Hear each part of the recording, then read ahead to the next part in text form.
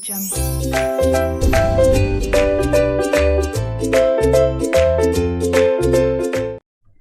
Everyone, Radhe Radhe.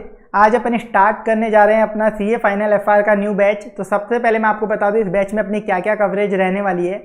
ICI का जो भी लेटेस्ट स्टडी मैट है वो अपन इस पूरे बैच में कवर करने वाले हैं, और आईसीआई की जो भी past RTPs, past MTPs, past exam papers वो भी सब इस बैच में कवर होंगे।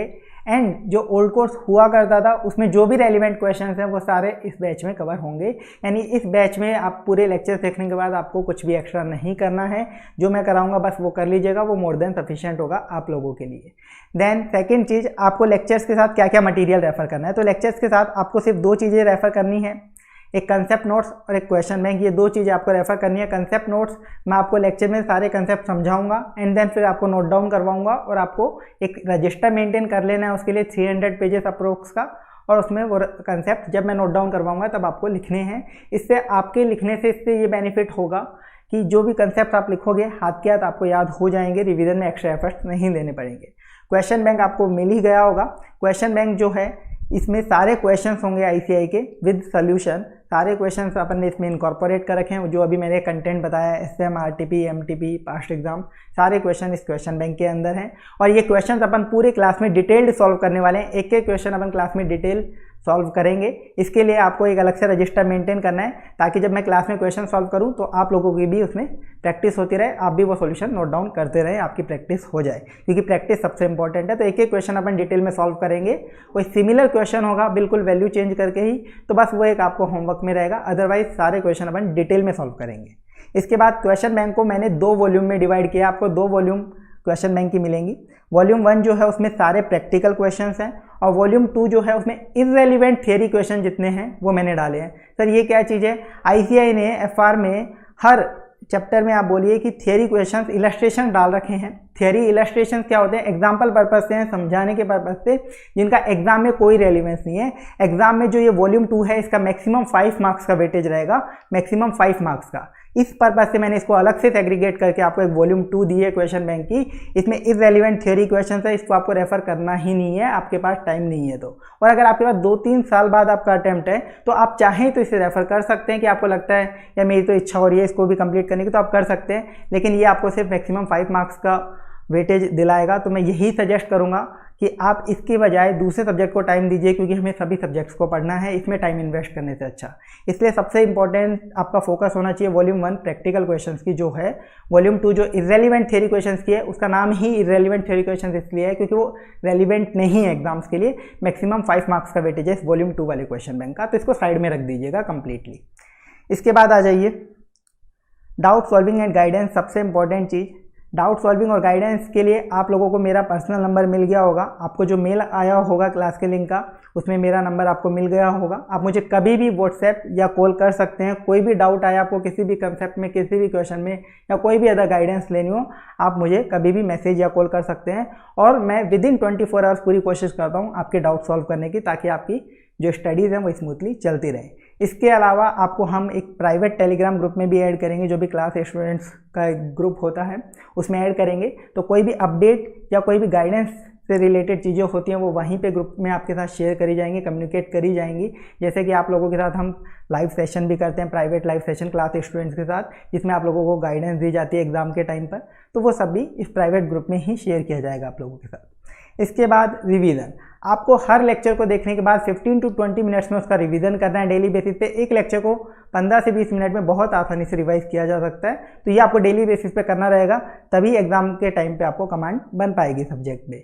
और साथ में रिवीजन मैं आपको लेक्चर्स में भी करवाने वाला हूँ, कि हर लेक्चर में अपन क्या करेंगे कि एक लेक्चर एंड हुआ तो उस लेक्चर के एंड में जो भी टॉपिक उस लेक्चर में पढ़ेंगे वो पूरा रिवाइज करेंगे, एंड नेक्स्ट लेक्चर के बिगिनिंग में भी प्रीवियस लेक्चर का टॉपिक अपन रिवाइज करने वाले हैं, ताकि रिवीजन इतना हो जाए कि आपको एग्जाम में कोई दिक्कत ही ना आए। और इसके बाद अपन जैसे ही एक चैप्टर पूरा कंप्लीट हो जाएगा उसका पूरा एक रिवीजन अलग से करेंगे। एंड आपको एक जो फ्री टेस्ट मिला है लेक्चर्स के साथ, वो आपको अपने लेक्चर्स कंप्लीट हो जाने के बाद लिखना है, आपको प्रैक्टिस करना है, तभी आपको अपनी परफॉर्मेंस, अपना इवैल्यूएशन आप कर पाओगे। ठीक है, तो चलिए ये कुछ चीज़ें थी जो आपकी कोर्स से रिलेटेड थी। अब अपन एफआर के पेपर के पैटर्न की बात कर लेते हैं। फाइनेंशियल रिपोर्टिंग का पेपर पैटर्न कैसा रहता है? टोटल 6 क्वेश्चन आपसे पूछे जाते हैं एग्जाम में। 20 मार्क्स का एक क्वेश्चन होता है, तो टोटल 120 मार्क्स का पेपर होता है। जिसमें से 100 मार्क्स का पेपर आपको अटेम्प्ट करना रहता है। तो वो अटेम्प्ट कैसे करेंगे आप, क्वेश्चन नंबर 1 कंपलसरी होता है, वो आपको करना ही करना है। रिमेनिंग क्वेश्चन नंबर 2 से लेकर क्वेश्चन नंबर 6 इनके बीच में आपको एनी 4 क्वेश्चंस करने हैं, यानी आपको टोटल 5 क्वेश्चंस अटेम्प्ट करने हैं, 20 मार्क ईच के, तो 100 मार्क का आपको पेपर इस तरीके से अटेम्प्ट करना होता है। पेपर का कोई स्पेसिफिक पैटर्न सर कि क्वेश्चन नंबर 1 जो है उसमें ABC ऐसा आएगा, या क्वेश्चन 1AB आएगा, कितने सब पार्ट होंगे, एक क्वेश्चन के कितने सब पार्ट होंगे, ऐसा एफआर में ICAI का अभी तक कोई फिक्स पैटर्न नहीं है। हो सकता है क्वेश्चन 1 अकेला 20 मार्क का पूछ ले, क्वेश्चन 1 में 2 पार्ट कर दे, A और B, 1A 16 मार्क का, 1B 4 मार्क का, क्वेश्चन 1A 12 मार्क का, 1B 4 मार्क का, 1C 4 मार्क का, इस तरीके से भी पूछा जा सकता है। मतलब कोई भी पैटर्न ICAI फॉलो कर लेता है सब पार्ट के लिए, तो ऐसा कोई फिक्स पैटर्न इसमें ICAI का नहीं है। बाकी आपको क्वेश्चन 1 कंपलसरी है, क्वेश्चन 2 से 6 में एनी 4 क्वेश्चंस करने। इसके बाद सिलेबस में आपके क्या है, एफआर के सिलेबस में आपको टोटल 17 चैप्टर्स में ICAI ने सिलेबस को डिवाइड किया है, और अगर मैं बोलूं तो 99% आपके सिलेबस में सिर्फ एक ही चीज़ है जिसका नाम है IND-AS, Indian accounting standards IND-AS। बस यही है आपके कोर्स में मेजरली। 2 थियोरिटिकल चैप्टर्स भी है, CSR corporate social responsibility, IR integrated reporting, ये प्योर थियोरिटिकल चैप्टर्स हैं। इनका मतलब ये मान लो 2-3 घंटे का कंटेंट है, बाकी मेजरली सब कुछ आपको IND-AS ही पढ़ना है। यानी मैं अगर आपको बोलूँ आपके सिलेबस में क्या है, सिर्फ IND-AS, आपको एफआर में सिर्फ IND-AS पढ़ने हैं, इसके अलावा कुछ भी नहीं पढ़ना है। तो टोटल IND-AS कितने होते हैं, टोटल 39 IND-AS है अपने पास, जिसमें से आपके सिलेबस में सिर्फ 35 IND-AS हैं। 4 IND-AS ऐसे हैं जो आपके सिलेबस में नहीं है, क्योंकि वो इंडिया के पर्सपेक्टिव से इरेलीवेंट है, या तो उनके इंडिया में एप्लीकेबिलिटी है ही नहीं, या बिल्कुल माइनर एप्लीकेबिलिटी है, तो इसलिए वो आपके सिलेबस में रखे नहीं गए हैं। बाकी सब आपका जो पूरा कोर्स है एफआर का, वो आपका IND-AS का ही है। तो ये आपका पूरा एफआर सब्जेक्ट का इंट्रोडक्शन हो चुका है। अब अपन अपने सिलेबस पे आगे बढ़ते हैं। तो देखो सिलेबस में ही अपन चैप्टर स्टार्ट करें उससे पहले मैं आपको सबसे पहले ये समझाना चाहूँगा कि सिलेबस है क्या, IND-AS है क्या। क्योंकि अभी आप या तो इंटरमीडिएट से आए होंगे, तो आप इंटरमीडिएट से आए होंगे तो आपको IND-AS पता ही नहीं होगा IND-AS क्या होता है, क्योंकि इंटरमीडिएट लेवल तक आपने IND-AS पढ़े ही नहीं है। तो सबसे पहले आपको समझना जरूरी है कि जो आप सिलेबस पढ़ने वाले हैं वो है क्या चीज़। तो पहले अपन उसका डिस्कशन करेंगे आज के लेक्चर में, और नेक्स्ट लेक्चर से अपन अपने चैप्टर से स्टार्ट करेंगे।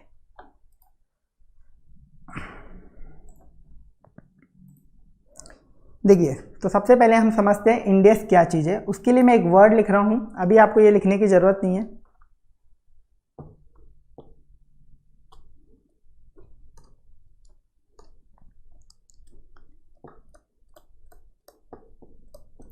जनरली एक्सेप्टेड अकाउंटिंग प्रिंसिपल्स, जिसे हम शॉर्ट में गैप भी बोलते हैं। जनरली एक्सेप्टेड अकाउंटिंग प्रिंसिपल्स, जिसे हम गैप भी बोलते हैं, ये क्या चीज़ है। बस मैंने एक वर्ड लिखा है आपके सामने, जनरली एक्सेप्टेड अकाउंटिंग प्रिंसिपल्स, जिसे हम गैप भी बोलते हैं, ये क्या चीज़ है आप ये बताइए।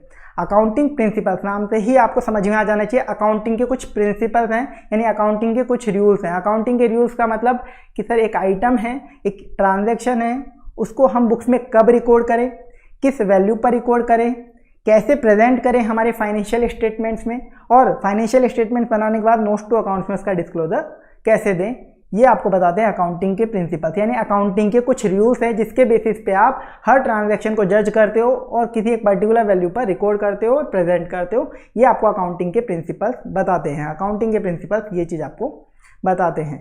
तो सर यानी अकाउंटिंग के प्रिंसिपल्स हैं, कुछ रूल्स हैं, तो वो किसी बुक में लिखे होंगे, किसी बुक में लिखे होंगे, तो वो बुक कौन सी है सर जिसमें अकाउंटिंग के प्रिंसिपल्स लिखे हुए हैं। आज तक तो हमने ऐसी कोई चीज़ पढ़ी ही नहीं है कि अकाउंटिंग की कोई बुक होती है। बिल्कुल है एक बुक है जिसमें अकाउंटिंग के सारे प्रिंसिपल्स लिखे हुए हैं, सारे रूल्स लिखे हुए हैं कि इस तरीके के ट्रांजैक्शन को आपको ऐसे रिकॉर्ड करना है, इस तरीके के ट्रांजैक्शन को इस तरीके से करना है। तो वो बुक का क्या नाम है, वो बुक आप पढ़ भी चुके हो। वो बुक जिसमें ये सारे प्रिंसिपल्स लिखे हुए हैं वो आप पढ़ भी चुके हो इंटरमीडिएट लेवल पर। इंटरमीडिएट लेवल पे आपने पढ़ा होगा अकाउंटिंग स्टैंडर्ड्स।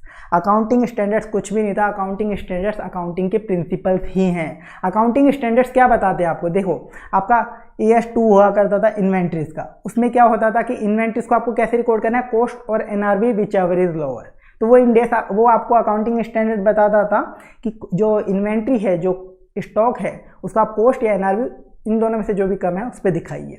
ऐसे ही एक AS10 PP property plant and equipment का होता था, वो आपको बताता था कि PP किस वैल्यू पर रिकॉर्ड करनी है, कब रिकॉर्ड करनी है। ऐसे ही एक AS9 था रेवेन्यू रिकॉग्निशन का, वो आपको बताता था कि रेवेन्यू आपको कितना रिकॉर्ड करना है, कब रिकॉर्ड करना चाहिए। ये सारी बातें आपको अकाउंटिंग स्टैंडर्ड्स बताते थे। तो जो ये अकाउंटिंग स्टैंडर्ड्स होते हैं इन्हीं को ही बोला जाता है अकाउंटिंग प्रिंसिपल्स, जिन्हें हम शॉर्ट में गैप बोलते हैं, जनरली एक्सेप्टेड अकाउंटिंग प्रिंसिपल्स। ठीक है,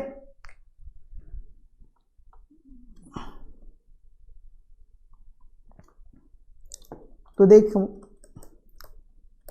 इंडिया में जो अकाउंटिंग के प्रिंसिपल्स हैं वो कहाँ लिखे हुए हैं? AS के अंदर अकाउंटिंग स्टैंडर्ड्स की एक बुकलेट, मान लीजिए एक बुक है अकाउंटिंग स्टैंडर्ड्स की जिसमें अकाउंटिंग के प्रिंसिपल्स है। टोटल कितने AS हैं आपके पास? 1 से लेकर 32 तक। टोटल आपके पास कितने AS हैं? 1 से लेकर 32 तक आपने अकाउंटिंग स्टैंडर्ड्स पढ़े हुए हैं, जो इंटरमीडिएट में आपने पढ़े हैं। ये अपने पास अकाउंटिंग स्टैंडर्ड्स है। तो सर ये बुक है, कोई भी बुक लिखी जाती है, यानी कोई भी बुक होती है तो उसका कोई ऑथर होता है, उसको बनाने वाला कोई होता है।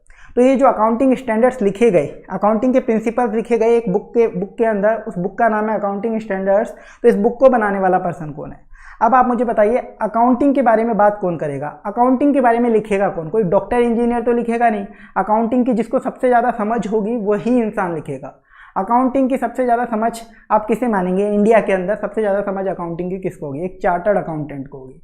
तो चार्टर्ड अकाउंटेंट की हेड बॉडी कौन है? अपनी ICAI, ठीक है, institute of chartered accountants of India. तो हेड बॉडी ICAI है अकाउंटिंग की। तो ऑब्वियस सी बात है कि जो ICAI है उसने ये बुक इशू करी हुई है अकाउंटिंग स्टैंडर्ड्स की, यानी ICAI ने ड्राफ्ट करे हैं, ICAI ने बनाए हैं अकाउंटिंग स्टैंडर्ड्स, जिन्हें हम अकाउंटिंग के प्रिंसिपल्स बोलते हैं। तो ICAI का एक बोर्ड है,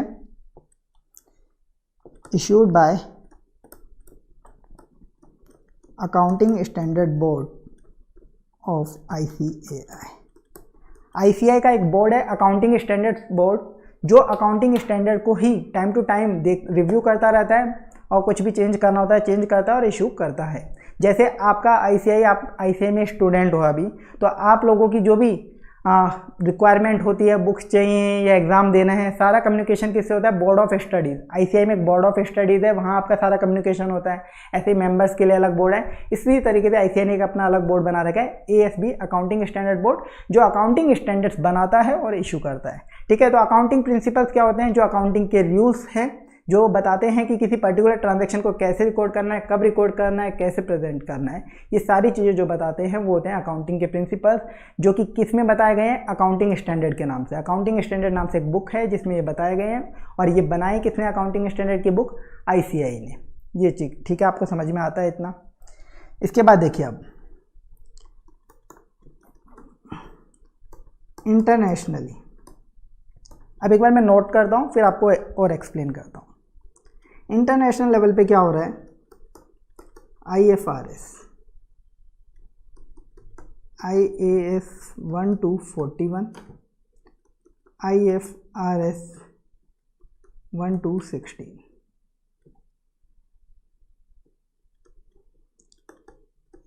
issued by IASB। देखो इंटरनेशनल लेवल पे क्या हो रहा है? इंटरनेशनल लेवल पे एक ऑर्गेनाइजेशन है इंटरनेशनल अकाउंटिंग स्टैंडर्ड्स बोर्ड। ये कंप्लीटली इंडिपेंडेंट ऑर्गेनाइजेशन है। इसने क्या बनाए हुए हैं? IFRS बना रखे हैं, इंटरनेशनल फाइनेंशियल रिपोर्टिंग स्टैंडर्ड्स। ये ऑर्गेनाइजेशन कहाँ बेस्ड है? यूनाइटेड किंगडम UK की ऑर्गेनाइजेशन है। इस ऑर्गेनाइजेशन का पता है क्या मोटिव है? ये ऑर्गेनाइजेशन चाहती है कि वर्ल्ड में जितनी भी कंट्रीज हैं सब कॉमन, एक particular common accounting principles follow करें। देखो जो AS है अकाउंटिंग स्टैंडर्ड, जो आपने इंटरमीडिएट लेवल पे पढ़े हैं, ये कौन बनाता है? ICAI। ये किसके लिए बना रहा है? इंडिया में जो भी लोग हैं, इंडिया में जो भी लोग अकाउंटिंग कर रहे हैं, वो अकाउंटिंग स्टैंडर्ड्स में जो प्रिंसिपल्स बता रखे हैं उसके बेसिस पे अकाउंटिंग करें, ये ICAI चाहता है। लेकिन हर कंट्री के अपने अपने रेस्पेक्टिव अकाउंटिंग स्टैंडर्ड्स हैं। आप ये मान के चल लिए कि हर कंट्री के अपने अपने रेस्पेक्टिव अकाउंटिंग स्टैंडर्ड्स हैं। तो इंटरनेशनल लेवल पे एक ऑर्गेनाइजेशन बनी जिसका हेड ऑफिस यूनाइटेड किंगडम में है, और इन्होंने अपने अकाउंटिंग प्रिंसिपल्स रखे। ठीक है, इंटरनेशनल जो ऑर्गेनाइजेशन है इसने अपने अकाउंटिंग प्रिंसिपल्स रखे, इसका नाम दिया इंटरनेशनल फाइनेंशियल रिपोर्टिंग स्टैंडर्ड्स। और इनका मोटिव है कि सभी कंट्रीज ये फॉलो करें। तो आज के टाइम पे ये मान लीजिए कि मेजरली सभी कंट्रीज IFRS ही फॉलो कर रही है। यूनाइटेड किंगडम में हेड ऑफिस है तो यूनाइटेड किंगडम वाले तो फॉलो कर ही रहे हैं। इसके अलावा ऑस्ट्रेलिया, सिंगापुर, आपका कोरिया और भी बहुत सारी कंट्रीज हैं जो IFRS ही फॉलो कर रही है। ठीक है, कुछ अभी भी ऐसी कंपनीज हैं जो अपने खुद के अकाउंटिंग स्टैंडर्ड्स बनाते हैं और वो फॉलो करते हैं, बट मेजरली अब कंट्रीज IFRS फॉलो कर रही हैं। जैसे इंडिया में हम AS फॉलो करते हैं। ठीक है, तो IFRS बहुत सारी कंट्रीज फॉलो कर रही हैं। तो अब क्या हुआ, देखो इससे क्या हुआ, इंटरनेशनल लेवल पे ये मान लीजिए कि सभी कंट्रीज IFRS फॉलो कर रही है और हम इंडिया में बैठे बैठे क्या करें, AS फॉलो कर रहे हैं। अकाउंटिंग स्टैंडर्ड्स के अकॉर्डिंग अपनी बैलेंस शीट P&L बना रहे हैं, बाकी सब लोग अपने अकाउंट्स IFRS के अकॉर्डिंग बना रहे हैं। जो अकाउंटिंग स्टैंडर्ड्स हैं इनका मेजर फोकस होता है हिस्ट्रिकल कॉस्ट पे, और जो IFRS हैं ये फेयर वैल्यू को ज़्यादा प्रेफरेंस देते हैं। हम पढ़ेंगे जब डिटेल में देखेंगे ये सारी चीज़ें। तो ये सब चीज़ हो रही है। तो इससे क्या हुआ, इंडिया की एक कंपनी है जिसने अपने AS के अकॉर्डिंग फाइनेंशियल स्टेटमेंट्स बना दिए। फाइनेंशियल स्टेटमेंट्स AS के अकॉर्डिंग बना दिए और मोदी जी चाहते हैं कि इंडिया के अंदर फॉरेन इन्वेस्टमेंट आए। इंडिया के अंदर फॉरेन इन्वेस्टमेंट आए, इंडिया के अंदर फॉरेन से पैसा आएगा तो उससे क्या होगा, देश में पैसा आएगा, इंफ्रास्ट्रक्चर बनेगा, डेवलपमेंट होगा देश का। बिना पैसे के तो डेवलपमेंट हो नहीं सकता है। इंफ्रास्ट्रक्चर का डेवलपमेंट बिना पैसे के नहीं हो सकता, या कोई भी डेवलपमेंट बिना पैसे के नहीं हो सकता। तो उसके लिए इन्वेस्टमेंट की जरूरत है, तो वो फॉरेन से इन्वेस्टमेंट इसलिए मांगते रहते हैं मोदी जी। तो फॉरेन से इन्वेस्टमेंट लाना चाहते हैं वो। फॉरेन से इन्वेस्टमेंट लाने के लिए फॉरेन वाला बंदा इंडिया में इन्वेस्ट कैसे करेगा, वो देखेगा इंडिया में किसी कंपनी में ही इन्वेस्ट करेगा। तो इंडिया की कंपनी की उसने बैलेंस शीट उठाई, उसने AS के अकॉर्डिंग बैलेंस शीट बना रखी है। एक इंडिया की कंपनी है, सपोज अपन रिलायंस का एग्जांपल ले लेते हैं, उसने AS के अकॉर्डिंग बैलेंस शीट बना रखी है। उसने देखी इस कंपनी की बैलेंस शीट और इसमें देखा यार इनका तो जो नेटवर्थ है वो 10 करोड़ आ रही है। बोलेगा क्या कंपनी है, कुछ समझ नहीं आ रहा, 10 करोड़ की नेटवर्थ क्या इन्वेस्ट करूँ, जिसको ये बोलते हैं इंडिया वाले बहुत बड़ी कंपनी है, बहुत बड़ी कंपनी है। तो वो बेचारा इन्वेस्ट नहीं कर रहा। बाद में पता चला कि ये कंपनी की अगर फाइनेंशियल स्टेटमेंट्स IFRS के अकॉर्डिंग बनाए जाते तो इसकी नेटवर्थ 1000 करोड़ थी। ठीक है, फॉर एग्जांपल मैंने बोला है एक बार के लिए आपको समझाने के लिए। तो सामने वाला बंदा जो फॉरेन में इन्वेस्टर है वो कहाँ रहता है, ऐसी कंट्री में रहता है जहाँ पे IFRS फॉलो होते हैं। क्योंकि इंटरनेशनल लेवल पे मैंने बोला ना मेजरली कंट्रीज IFRS फॉलो कर रही हैं, तो वो IFRS का बंदा है, वो IFRS समझता है कि IFRS के अंदर ये ट्रीटमेंट होता है, वो वाली बैलेंस शीट P&L वो समझता है। तो इंडिया में जो अकाउंटिंग स्टैंडर्ड के अकॉर्डिंग बैलेंस शीट P&L बने हैं वो उसको समझ में ही नहीं आएंगे, क्या अकाउंटिंग हो रही है, कैसे निकाला है ये प्रॉफिट, कैसे निकाली है ये बैलेंस शीट में नेटवर्थ, कुछ समझ में उसको नहीं आएगी। तो क्या होगा, वो बोलेगा रहने दो, यहाँ इन्वेस्ट ही नहीं करना, इंडिया में इन्वेस्ट ही नहीं करना, इंडिया में इन्वेस्टमेंट आ ही नहीं पाएगा। इसके लिए बोला गया कि इंडिया वालों कि आप भी IFRS फॉलो करो। इसलिए मोदी जी ने बोला कि इंडिया की जो भी कंपनीज हैं आप लोग भी IFRS फॉलो करिए, आप भी IFRS फॉलो कर लीजिए। तो इसके लिए देखो क्या किया गया, टू मेक, लिखो एक बार, to make our financial statements as per international level we have the option to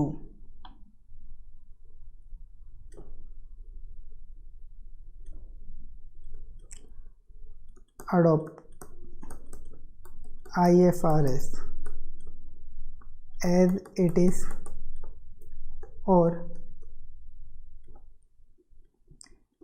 convert IFRS।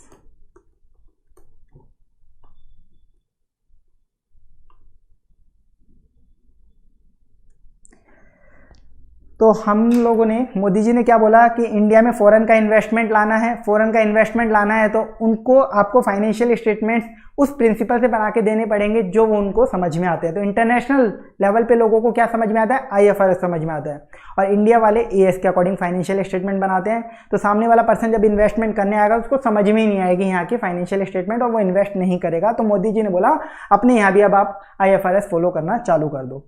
तो इसके लिए क्या डिसीजन था, हमारे पास दो चॉइसेस थी। चाहिए। हमारे पास दो चॉइसेस थी ये करने के लिए, या तो हम जो IFRS है, इंटरनेशनल अकाउंटिंग स्टैंडर्ड्स बोर्ड ने जो IFRS दे रखे हैं वो हम एज इट इज़ अडॉप्ट कर लें, जो उसमें लिखा हुआ है एज इट इज़ हम अडॉप्ट कर लें कि हम IFRS फॉलो कर रहे हैं, डायरेक्टली ये हम अनाउंस कर दें। बट ऐसा कर देंगे तो हमारी थोड़ी सी बेइज्जती हो जाती। तो हम लोगों ने क्या किया, हमारे पास दूसरा ऑप्शन था कि हम IFRS को कन्वर्ज करेंगे, कन्वर्ज IFRS। हम IFRS को कन्वर्ज करेंगे कि हम आपके IFRS ले तो रहे हैं, जो पूरा IFRS में लिखा हुआ है सब्सटेंस पूरा डिटेल में वही रहेगा, लेकिन हमारे इंडिया के इकोनॉमिक एनवायरनमेंट के अकॉर्डिंग, हमारे इंडिया के इकोनॉमिक एनवायरनमेंट के अकॉर्डिंग उसमें कुछ माइनर चेंजेस हम कर लेंगे और हम बोल देंगे कि हम IFRS तो फॉलो नहीं कर रहे, बस उसके जैसा हम पूरा फॉलो कर रहे हैं सिस्टम। तो हम IFRS को कन्वर्ज कर सकते हैं, ये दो ऑप्शन अपने पास थे। तो हमने क्या किया, हमने IFRS as it is adopt करने के बजाय IFRS को कन्वर्ज करने का डिसीजन लिया। तो हमने क्या किया, जो IFRS दे रखे थे, जो IFRS international accounting standards board ने दे रखे थे, उनको उठाया एज इट इज़ और पहले कॉपी पेस्ट किया। और जहाँ जहाँ चेंजेस की रिक्वायरमेंट हमें लग रही थी कि इंडिया के इकोनॉमिक एनवायरनमेंट के अकॉर्डिंग ये वाला अकाउंटिंग ट्रीटमेंट कुछ इस तरीके से होना चाहिए, ये चीज़ इस तरीके से होनी चाहिए, वो हमने थोड़ी बहुत चेंज करी। बहुत माइनर चेंजेस है, ज़्यादा चेंजेस नहीं है, बहुत बारीक से चेंजेस है जिनसे ज़्यादा इम्पैक्ट नहीं आता है। ठीक है, तो हमने IFRS को कन्वर्ज किया। तो IFRS तो अपने आप में एक चीज़ है, अगर उसमें हम कुछ भी छेड़छाड़ करेंगे, थोड़ा बहुत भी चेंज करेंगे तो उसका नाम IFRS नहीं दे सकते हैं, इसलिए हमने उसका नाम रखा इंड AS। हमने बोला कि हम इंडिया वाले कन्वर्ज कर रहे हैं, ठीक है, अपने अकॉर्डिंग उसमें थोड़ा बहुत छेड़छाड़ कर रहे हैं इंडिया वाले लोग, तो हम इन्हें बोल देते Ind AS, Indian accounting standards. एक नया नाम रखा गया इंड AS। तो यही है इंड AS जो आप पढ़ने वाले हो इस पूरे कोर्स में। ये कोई चीज़ ऐसी नहीं है जो एग्जाम में आपसे पूछी जाएगी, लेकिन आप कोर्स में क्या पढ़ने वाले हो वो मैंने आपको समझाया। ठीक है, इंटरनेशनल लेवल पे IFRS चलते हैं, इंडिया में AS चल रहे थे। तो अभी तक क्या हो रहा था कि फॉरेन इन्वेस्टमेंट नहीं आ पा रहा था उसकी वजह से, तो इसलिए क्या डिसीजन लिया गया कि हम भी IFRS के अकॉर्डिंग अपने फाइनेंशियल स्टेटमेंट्स बनाएंगे। तो हमारे पास दो चॉइस थी, IFRS as it is follow कर लें या फिर IFRS में थोड़ी सी छेड़छाड़ कर दें, कन्वर्ज कर दें IFRS को। तो हमने कन्वर्ज वाला ऑप्शन लिया और इंड AS बना लिया अपने। तो इंड AS में मैंने क्या बोला कि पहले तो हमने पूरा कॉपी पेस्ट किया IFRS, और उसमें जहाँ जहाँ चेंजेस की रिक्वायरमेंट थी वहाँ वहाँ हमने चेंजेस कर दिए। तो सर अभी भी हमारे फाइनेंशियल स्टेटमेंट्स अलग बने, IFRS के अकॉर्डिंग तो बने नहीं, इंटरनेशनल लेवल वाला बंदा कैसे इन्वेस्ट कर पाएगा। मैंने क्या बोला, इंड AS में मेजरली पूरा IFRS ही कॉपी पेस्ट किया है, कुछ मामूली से चेंजेस करे हैं। अब वो मैं चेंजेस आपको बताने वाला हूँ, क्या क्या चेंजेस हुए हैं। एक हुआ कार्व आउट्स। इन चेंजेस को 3 कैटेगरी में बांटा गया। एक को बोला गया कार्व आउट, एक को कार्विंस, और एक को बोला गया not resulting in carve out, not resulting in curve outs. IFRS से इंड AS बनाए अपन ने, तो इंड AS में कुछ चेंज किया गया IFRS के कंपैरिजन में, तो वो चेंज 3 कैटेगरी में बांटे गए हैं। वो चेंज को अपन 3 कैटेगरी में बांटते हैं। एक चेंज को बोलते हैं कार्व आउट, एक चेंज को बोलते हैं कार्व इन, और एक को बोलते हैं not resulting in carve out. तो एक बार इसमें लिख लो, फिर एक्सप्लेन कर देता हूँ। Change in accounting treatment as given in IFRS। Carve in में लिखो additional guidance which is not given in IFRS।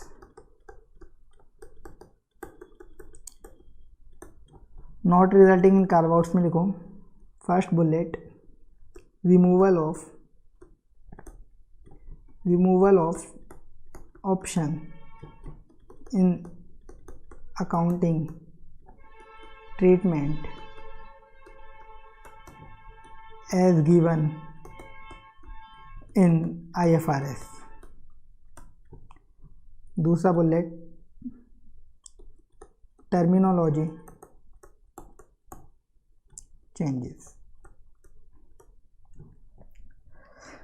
देखो 3 तरीके के चेंज किए गए। पहले चेंज को हमने कैटेगरी में बांटा, कार्व आउट की कैटेगरी में। कार्व आउट्स वो वाले चेंजेस हैं जिसमें IFRS में कोई ट्रीटमेंट दे रखा था, उस ट्रीटमेंट को अपन ने बदल दिया। IFRS में कोई ट्रीटमेंट दे रखा था, उस ट्रीटमेंट को ही बदल दिया अपन ने। इसका एक एग्जाम्पल है अपने पास।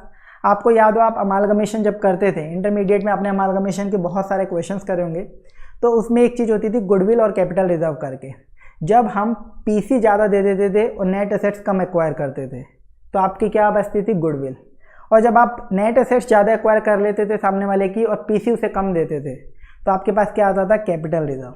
एंट्री के बेसिस पे अगर आपको याद हो तो असेट्स डेबिट करते थे टू लाइबिलिटीज टू पीसी, ठीक है। डेबिट में डिफरेंस बचता था तो गुडविल और क्रेडिट में डिफरेंस बचता था तो कैपिटल रिजर्व। तो आईएफआरएस में पता है क्या लिखा हुआ है अमालगमेशन के लिए कि डेबिट में डिफरेंस बचता है तो गुडविल, ठीक है, कोई प्रॉब्लम नहीं है। लेकिन अगर क्रेडिट साइड में डिफरेंस बचता है तो उसे आप कैपिटल रिजर्व में ना ले जाएं, उसे आप P&L में लेके जाएं, प्रॉफिट एंड लॉस में। इंडिया वालों ने बोला नहीं भाई साहब, ये सिस्टम इंडिया में सूट नहीं करेगा, इंडिया के इकोनॉमिक एनवायरनमेंट के अकॉर्डिंग ये सूट नहीं करेगा, हम तो अभी भी इसे कैपिटल रिजर्व में ही लेके जाएंगे। तो ये हमने अकाउंटिंग ट्रीटमेंट चेंज कर दिया, जो आईएफआरएस में दे रखा था उस अकाउंटिंग ट्रीटमेंट को हमने चेंज कर दिया। इसे बोला जाता है कार्व आउट, इसे बोला जाता है कार्व आउट कि वहाँ कोई ट्रीटमेंट दे रखा था उसे अपन ने बदल दिया। इसके अलावा एक होता है कार्विन। कार्विन क्या होता है कि आईएफआरएस में एक पर्टिकुलर चीज़ के बारे में कोई बात ही नहीं करी गई है, कोई कुछ दे ही नहीं रखा है, उस पर हमने एडिशनल गाइडेंस दे दी, उस पर हमने एडिशनल चीज़ डाल दी। मतलब इसका एग्जाम्पल है वही अमालगमेशन से रिलेटेड AS 14 अमालगमेशन आपने पढ़ा था, उसमें क्या था, amalgamation in the nature of merger और amalgamation in the nature of purchase. तो उसके लिए दो मेथड थे, मर्जर वाले के लिए पुलिंग ऑफ इंटरेस्ट मेथड और इन द नेचर ऑफ परचेज के लिए एक्विजिशन या परचेज मेथड, ठीक है। अब यहाँ पे IFRS वालों ने क्या कर रखा है, IFRS का जो अमालगमेशन के लिए है वो है IFRS 3 बिजनेस कॉम्बिनेशन। यहाँ पे अमालगमेशन का नाम चेंज करके बिजनेस कॉम्बिनेशन बोला जाता है, तो इंडियस में भी उसका नाम बिजनेस कॉम्बिनेशन ही है। तो जो यहाँ पे बिजनेस कॉम्बिनेशन होता है उसमें IFRS में क्या दे रखा है, सिर्फ एक ही मेथड, परचेज और एक्विजिशन मेथड जिसे अपन बोलते हैं। चाहे कैसा भी अमालगमेशन हो, कैसा भी बिजनेस कॉम्बिनेशन हो, आपको परचेज या एक्विजिशन मेथड जो है वही लगाना पड़ेगा, पुलिंग ऑफ इंटरेस्ट मेथड दिया ही नहीं है। तो ICAI ने बोला कि भाई इंडिया में नहीं चल सकता, इंडिया में तो हम मर्जर के लिए पुलिंग ऑफ इंटरेस्ट मेथड दे रहे हैं और लोगों को वही करने की आदत हो गई है। अब pulling of interest method India के इकोनॉमिक एनवायरनमेंट के अकॉर्डिंग वही सूट करेगा। तो इन्होंने क्या किया, ICAI वालों ने एक एक्स्ट्रा चीज़ डाली, जो अपना इंडेक्स बनाया, कन्वर्ज करें ना IFRS, उसमें एक एक्स्ट्रा चीज़ डाली कि मर्जर के नेचर में होता है, जिसको अपन डिटेल में जब वो रेस्पेक्टिव इंडेक्स आएगा तब डिस्कस करेंगे। मर्जर के नेचर में होता है तो पुलिंग ऑफ इंटरेस्ट मेथड हम यूज़ करेंगे, ठीक है। तो एडिशनल गाइडेंस डाली गई जो कि IFRS में नहीं थी, इससे बोला जाता है कार्विन, कुछ इन किया गया, कुछ डाला गया, ठीक है, ये चीज़ हो गई। इसके अलावा लास्ट टाइप के जो चेंजेस हैं, जो लास्ट वो कैटेगरी है चेंजेस की, वो है not resulting in carve out. ऐसे चेंजेस जो कि ना तो कार्व आउट है ना कार्विन है, ऐसे चेंजेस जो कि ना तो कार्व आउट है ना कार्विन है, उन्हें नाम दिया गया not resulting in curve outs. Not resulting in curve outs, in changes की कैटेगरीज के ये नाम है। ऐसे क्या क्या चेंजेस हैं जो कि ना तो कार्व आउट की कैटेगरी में आते हैं ना कार्विन की कैटेगरी में। इसका पहला एग्जाम्पल है removal of option in accounting treatment as given in IFRS। IFRS में कोई चीज़ की अकाउंटिंग करने के लिए अलग अलग ऑप्शन दिए गए थे और उसमें से एक या दो ऑप्शन हमने हटा दिए, कोई ऑप्शन उसमें से हमने हटा दिए बस। इसका भी एग्जांपल है जो एक्चुअल में है, इंड AS 40 करके अपने पास है आपका इन्वेस्टमेंट प्रॉपर्टी का, ऐसे इंटरनेशनल अकाउंटिंग स्टैंडर्ड 40 है इन्वेस्टमेंट प्रॉपर्टी का। तो जो IFRS वालों का जो स्टैंडर्ड है उसमें उन्होंने बोल रखा है कि इन्वेस्टमेंट प्रॉपर्टी को आप कॉस्ट मॉडल और रिवैल्यूएशन मॉडल दोनों में से किसी पर भी दिखा सकते हो। पर ICAI ने बोला नहीं भाई, अब हम कन्वर्ज कर रहे हैं इंडेक्स में, तो हम जो इन्वेस्टमेंट प्रॉपर्टी है उसको सिर्फ कॉस्ट पे दिखाना अलाउ करेंगे, रिवैल्यूएशन का ऑप्शन ही नहीं दिया, उसको ऑप्शन को काट दिया। तो ऑप्शन दे रखा था IFRS वालों ने, उस ऑप्शन को हमने हटाया। हमने बोला कि हम तो सिर्फ आपको कॉस्ट मॉडल ही देंगे, रिवैल्यूएशन मॉडल इसमें अलाउ नहीं करेंगे इंडेक्स 40 इन्वेस्टमेंट प्रॉपर्टी में। ये प्रैक्टिकल लाइव एग्जांपल है जो आपके पास होंगे, इनको अपन डिटेल में डिस्कस नहीं कर रहे हैं। जहाँ पे भी रेस्पेक्टिव चैप्टर में रेस्पेक्टिव इंडेक्स में इनके बारे में बात आएगी अपन डिटेल में डिस्कशन करेंगे। अभी सिर्फ एग्जाम्पल के लिए आपको एक ओवरव्यू दे रहा हूँ, क्या आप पढ़ने जा रहे हैं उस चीज़ को आपको बताने जा रहा हूँ। तो इस तरीके से कुछ चेंजेस हैं, ये बहुत माइनर हैं, गिने चुने हैं। ये मान लीजिए जो मैंने आपको एग्जांपल दिए हैं ना, बस लगभग इतने से ही है, और कुछ दो चार और होंगे, ठीक है, ज़्यादा नहीं है। इसलिए आप ऐसा मत बोल देना कि से ये तो कम्प्लीटली डिफरेंट कर दिया, बहुत गिने चुने हैं ये चेंजेस। तो इनको कार्व आउट, कार्विन और not resulting in carve out बोला जाता है। तो यानी आप एक तरीके से अगर इंडेक्स पढ़ लेते हैं तो आप ये मान लीजिए आपने IFRS पढ़ लिया कम्प्लीटली, ठीक है। तो आपके कोर्स में क्या है, इंडेक्स। इसमें आप देखो not resulting in carve out में दूसरा जो है, दूसरी कैटेगरी है टर्मिनोलॉजी चेंजेस। टर्मिनोलॉजी चेंजेस अगर हम कुछ कर रहे हैं तो उसे भी हम बोलते हैं not resulting in carve out वाले चेंजेस हैं। ये क्या चेंजेस हैं, देखो जो IFRS है, IFRS जो फॉलो करते हैं एज इट इज, जब वो बैलेंस शीट बनाते हैं ना, हम लोग क्या क्या बनाते हैं फाइनेंशियल स्टेटमेंट्स में, balance sheet, statement of P and L, ये सब बनाते हैं नोट्स टू अकाउंट्स। जब वो लोग बनाते हैं ना IFRS वाले, जो as it is IFRS adopt कर रखे हैं, वो बैलेंस शीट को पता है क्या बोलते हैं, स्टेटमेंट ऑफ फाइनेंशियल पोजीशन या फिर स्टेटमेंट ऑफ अफेयर्स। ठीक है, ये दो नाम से वो जानते हैं, ये दो नाम से अपनी बैलेंस शीट को लिखते हैं। कभी भी वो बैलेंस शीट नहीं बोलते हैं स्टेटमेंट ऑफ फाइनेंशियल पोजीशन और या फिर स्टेटमेंट ऑफ अफेयर्स। तो इंडिया में जब ICAI डिसीजन ले रहा था क्या करें, तो उन्होंने बोला कि नहीं, हम तो एज इट इज़ फॉलो नहीं करेंगे इस चीज़ को भी, इसको भी हम चेंज करेंगे। हम तो बैलेंस शीट ही बोलेंगे। हम तो पता नहीं कौन से ज़माने से बैलेंस शीट बोलते आ रहे हैं, यहाँ के लोगों को एकदम से बोल देंगे बैलेंस शीट का नाम बदल के स्टेटमेंट ऑफ फाइनेंशियल पोजीशन या स्टेटमेंट ऑफ अफेयर्स हो गया। इनको समझ में नहीं आएगा क्या चीज़ है। ठीक है, किसी नॉर्मल इंसान को दिखाएंगे स्टेटमेंट ऑफ अफेयर्स है भैया ये देख, वो बोलेगा अच्छा इस इंसान के इतने ज़िंदगी में क्या क्या अफेयर्स हुए, उसका स्टेटमेंट है क्या। तो इंडिया वाले लोग तो पता नहीं क्या क्या मतलब निकाल लेंगे इन चीज़ों का। हमारा तो बैलेंस शीट नाम ही अच्छा है, हम तो वही ही नाम रखेंगे। तो इससे कोई फ़र्क पड़ा क्या, नहीं, बस एक नॉर्मल नाम का चेंज किया गया। ऐसे ही statement of profit and loss बोलते हैं हम लोग। IFRS जो एज इट इज़ फॉलो करता है वो स्टेटमेंट ऑफ कॉम्प्रहेंसिव इनकम बोलते हैं। क्या बोलते हैं, statement of comprehensive income. ICAI ने बोला भाई साहब आपका नाम आपके पास रहने दो, हम लोग तो स्टेटमेंट ऑफ P&L ही बोलेंगे। ये कॉम्प्रहेंसिव इनकम इंडिया वाले बेचारे बोलने में 10 मिनट लगा देंगे सब इस वर्ड को, कॉम्प्रहेंसिव इनकम, इस वर्ड को बेचारे को बोलने का सीखना पड़ेगा पहले, 1 महीना तो उसमें लग जाएगा। तो हम तो हमारा नाम एग्जिस्टिंग ही चलने देंगे। तो बस ये है टर्मिनोलॉजी चेंजेस। ठीक है, तो आपको समझ में आ गया होगा इंड एस क्या चीज़ है। बस यही आपका कोर्स है, यही इंड एस आपको पढ़ने हैं। अब देखो, मैंने यहाँ पे IFRS के ब्रैकेट में लिखा है IAS 1 to 41 और IFRS 1 to 16। AS की जब हम बात कर रहे थे तो 1 से 32 तक की बात करी। IFRS जो है वो कितने हैं, तो 2 चीज़ें लिखी है मैंने, इंटरनेशनल अकाउंटिंग स्टैंडर्ड्स 1 से लेकर 41 तक और इंटरनेशनल फाइनेंशियल रिपोर्टिंग स्टैंडर्ड्स 1 से लेकर 16 तक। ये जो इंटरनेशनल ऑर्गेनाइजेशन है ना IASB, ये क्या कर रही है, इन्होंने पहले बनाए इंटरनेशनल अकाउंटिंग स्टैंडर्ड्स, जिनका नाम दिया IAS 1 2 3 ऐसे करके 41 तक ये चलते चले गए। इसके बाद बीच में इन्होंने जैसे ये बना लिए सारे इंटरनेशनल अकाउंटिंग स्टैंडर्ड्स, तो इनकी टाइम के साथ क्या है, कोई स्टैंडर्ड्स पुराने हो गए टाइम के साथ, तो उन्होंने डिलीट करे और उसकी जगह नया इंटरनेशनल स्टैंडर्ड बनाया। पुराना वाला इंटरनेशनल अकाउंटिंग स्टैंडर्ड डिलीट करके नया इंटरनेशनल स्टैंडर्ड बनाया, और जिनको डिलीट करके नया बनाते गए ना, उनका नाम भी फिर ये नया रखते गए IFRS, international financial reporting standard. तो अभी तक IFRS 1 से लेकर 16 तक हैं, यानी पहले IAS हुआ करते थे उनकी जगह इंटरनेशनल अकाउंटिंग स्टैंडर्ड, वो डिलीट होते गए और उनकी जगह आपके पास IFRS आ गए 16 तक। जैसे कि एक एग्जाम्पल दूँ, अभी थोड़े टाइम पहले तक IAS इंटरनेशनल अकाउंटिंग स्टैंडर्ड 17 लीजेस का हुआ करता था। उसके बाद वो इररेलेवेंट हो गया टाइम के साथ, तो उन्होंने उसको डिलीट करा और उसकी जगह IFRS लेके आए, IFRS 16 लीजेस के लिए। ठीक है, तो यानी इन दोनों को क्यूमुलेटिवली, इन दोनों को एक साथ IAS और IFRS को अपन IFRS ही मानेंगे। ठीक है, दोनों एक ही चीज़ है, IFRS ही है। जिनके लिए IAS अवेलेबल नहीं है उनके लिए उन्होंने IFRS बना दिए, और या कोई पुराने हो गए थे तो उनको डिलीट करके IFRS बना दिए। ओवरऑल ये आपके IFRS ही है। अब देखिए, यानी हमने ये टोटल IAS और IFRS को कन्वर्ज किया, अडॉप्ट नहीं किया एज इट इज, और कन्वर्ज करके इंड एस बना लिए। तो मैंने आपको क्या बोला, टोटल 39 इंड एस है। तो सर यहाँ पे देखें IAS है 1 से 41 तक और IFRS 1 से लेकर 16 तक, तो ये तो बहुत ज़्यादा हो गए, ये तो बहुत ज़्यादा हो गए, ये तो 39 से बहुत ज़्यादा हो गए, और आप बोलो इंड एस 39 ही है। तो क्या हमने कुछ IFRS छोड़ दिए? ऐसा नहीं है। देखो मैंने भी क्या बोला, IAS 1 से 41 तक थे, जिनमें से कुछ डिलीट करें और उनकी जगह आपके क्या आए, IFRS, उनकी जगह क्या आए, IFRS। ठीक है, उनकी जगह नए IFRS आए। यानी हमारे पास इस अकॉर्डिंग देखें तो 1 से 41 तक ही है। तो सर फिर भी 41 होते हैं, और आपने बताया टोटल 39 इंड एस हैं। अभी अपन ने जब सिलेबस का ओवरव्यू देखा था, तो 2 कहाँ गए, अभी वो इशू नहीं हुए, अभी कुछ है नहीं उनके बारे में। ठीक है, अभी वो कुछ इशू नहीं हुए, बीच में गैप है। जैसे आप देखोगे ना, IAS 1 है प्रेजेंटेशन ऑफ फाइनेंशियल स्टेटमेंट्स का, IAS 2 इन्वेंट्रीज के लिए, IAS 3 कोई अवेलेबल है ही नहीं, IAS 4 भी नहीं है, 5 भी नहीं है, 6 भी नहीं है। आपका IAS 7 होता है फिर स्टेटमेंट ऑफ कैश फ्लो का। ठीक है, इनकी नंबरिंग है, AS जैसी नंबरिंग नहीं है, नंबरिंग भी चेंज हो चुकी है। नंबरिंग क्या याद करनी है, आप जैसे जैसे चैप्टर पढ़ते जाएंगे ना, ऑटोमेटिकली सब नंबरिंग नाम सब याद हो जाएगा आपको।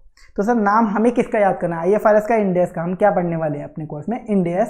तो अब देखो इसमें एक और चीज़ बताता हूँ मैं, ये जो भी चीज़ें बता रहा हूँ ये एग्जाम के लिए कोई काम की नहीं है, बस समझने के लिए, अपनी अंडरस्टैंडिंग के लिए अपन देख रहे हैं। तो इसको नोट भी मत करना जो चीज़ अब मैं बता रहा हूँ। तो इंटरनेशनल लेवल पे IAS 1 ये है प्रेजेंटेशन ऑफ फाइनेंशियल स्टेटमेंट्स का, IAS 2 है उनके यहाँ वैल्यूएशन ऑफ इन्वेंट्रीज का, इन्वेंट्रीज के लिए, IAS 7 है कैश फ्लो स्टेटमेंट का। इस तरीके से चलते चले जाते हैं। ठीक है, 41 तक। तो इंडिया वालों ने जब इंडेस में कन्वर्ट किया इनको, इनकी जगह इंडेस बनाए गए, तो क्या नाम रखा गया? तो सर जो IAS-1 था उसका बस हमने IAS हटा दिया, उसकी जगह रख दिया इंडेस, नाम वही है same, INDAS-1 presentation of financial statement. IAS-2 उनका इन्वेंट्रीज का था, तो हमने किया INDAS-2 inventories. IAS-7 cash flow statement का था, तो हमने कर दिया INDAS-7 कैश फ्लो स्टेटमेंट। नाम भी वही, नंबर भी वही, बस सिर्फ IAS की जगह हमने INDAS रिप्लेस कर दिया, क्योंकि हम लोग कॉपी पेस्ट करने में माहिर हैं, और जो हमारी अकाउंटिंग बॉडी ICAI है वो तो सबसे ज़्यादा माहिर है। इंडिया वाले और चीज़ में माहिर होना हो, इस चीज़ में बहुत ज़्यादा माहिर है, ठीक है। तो ये वाली चीज़ हो गई। इसके बाद देखो क्या हुआ, ये तो IAS की नंबरिंग हो गई। तो इसके बाद आते हैं IFRS। IFRS भी 1 से लेकर 16 तक है। IFRS-1 है first time adoption of Ind AS के लिए, IFRS-2 है शेयर बेस्ड पेमेंट का, IFRS-3 है बिजनेस कॉम्बिनेशन का। इस तरीके से IFRS 1 से लेकर 16 तक है। तो सर इनके लिए भी ऐसा ही क्या होगा, इंडिया वालों ने IFRS नाम की जगह रख दिया होगा इंडेस। बिल्कुल, जब हम इंडेस नाम दे रहे हैं तो एक ही नाम से बोलेंगे ना, इंडेस। और मैंने बोला IAS और IFRS को आपको एक ही मानना है, कॉमनली उन दोनों को मिलके ही हम IFRS बोलते हैं इंटरनेशनल लेवल पे, दोनों सेम ही चीज़ है, ठीक है। तो इंडेस, लेकिन सर यहाँ पे नंबरिंग कैसे देंगे? यहाँ पे भी मैं 1 लिख दूँ तो फिर इंडेस 1 1 2 हो जाएंगे, तो ऐसा नहीं।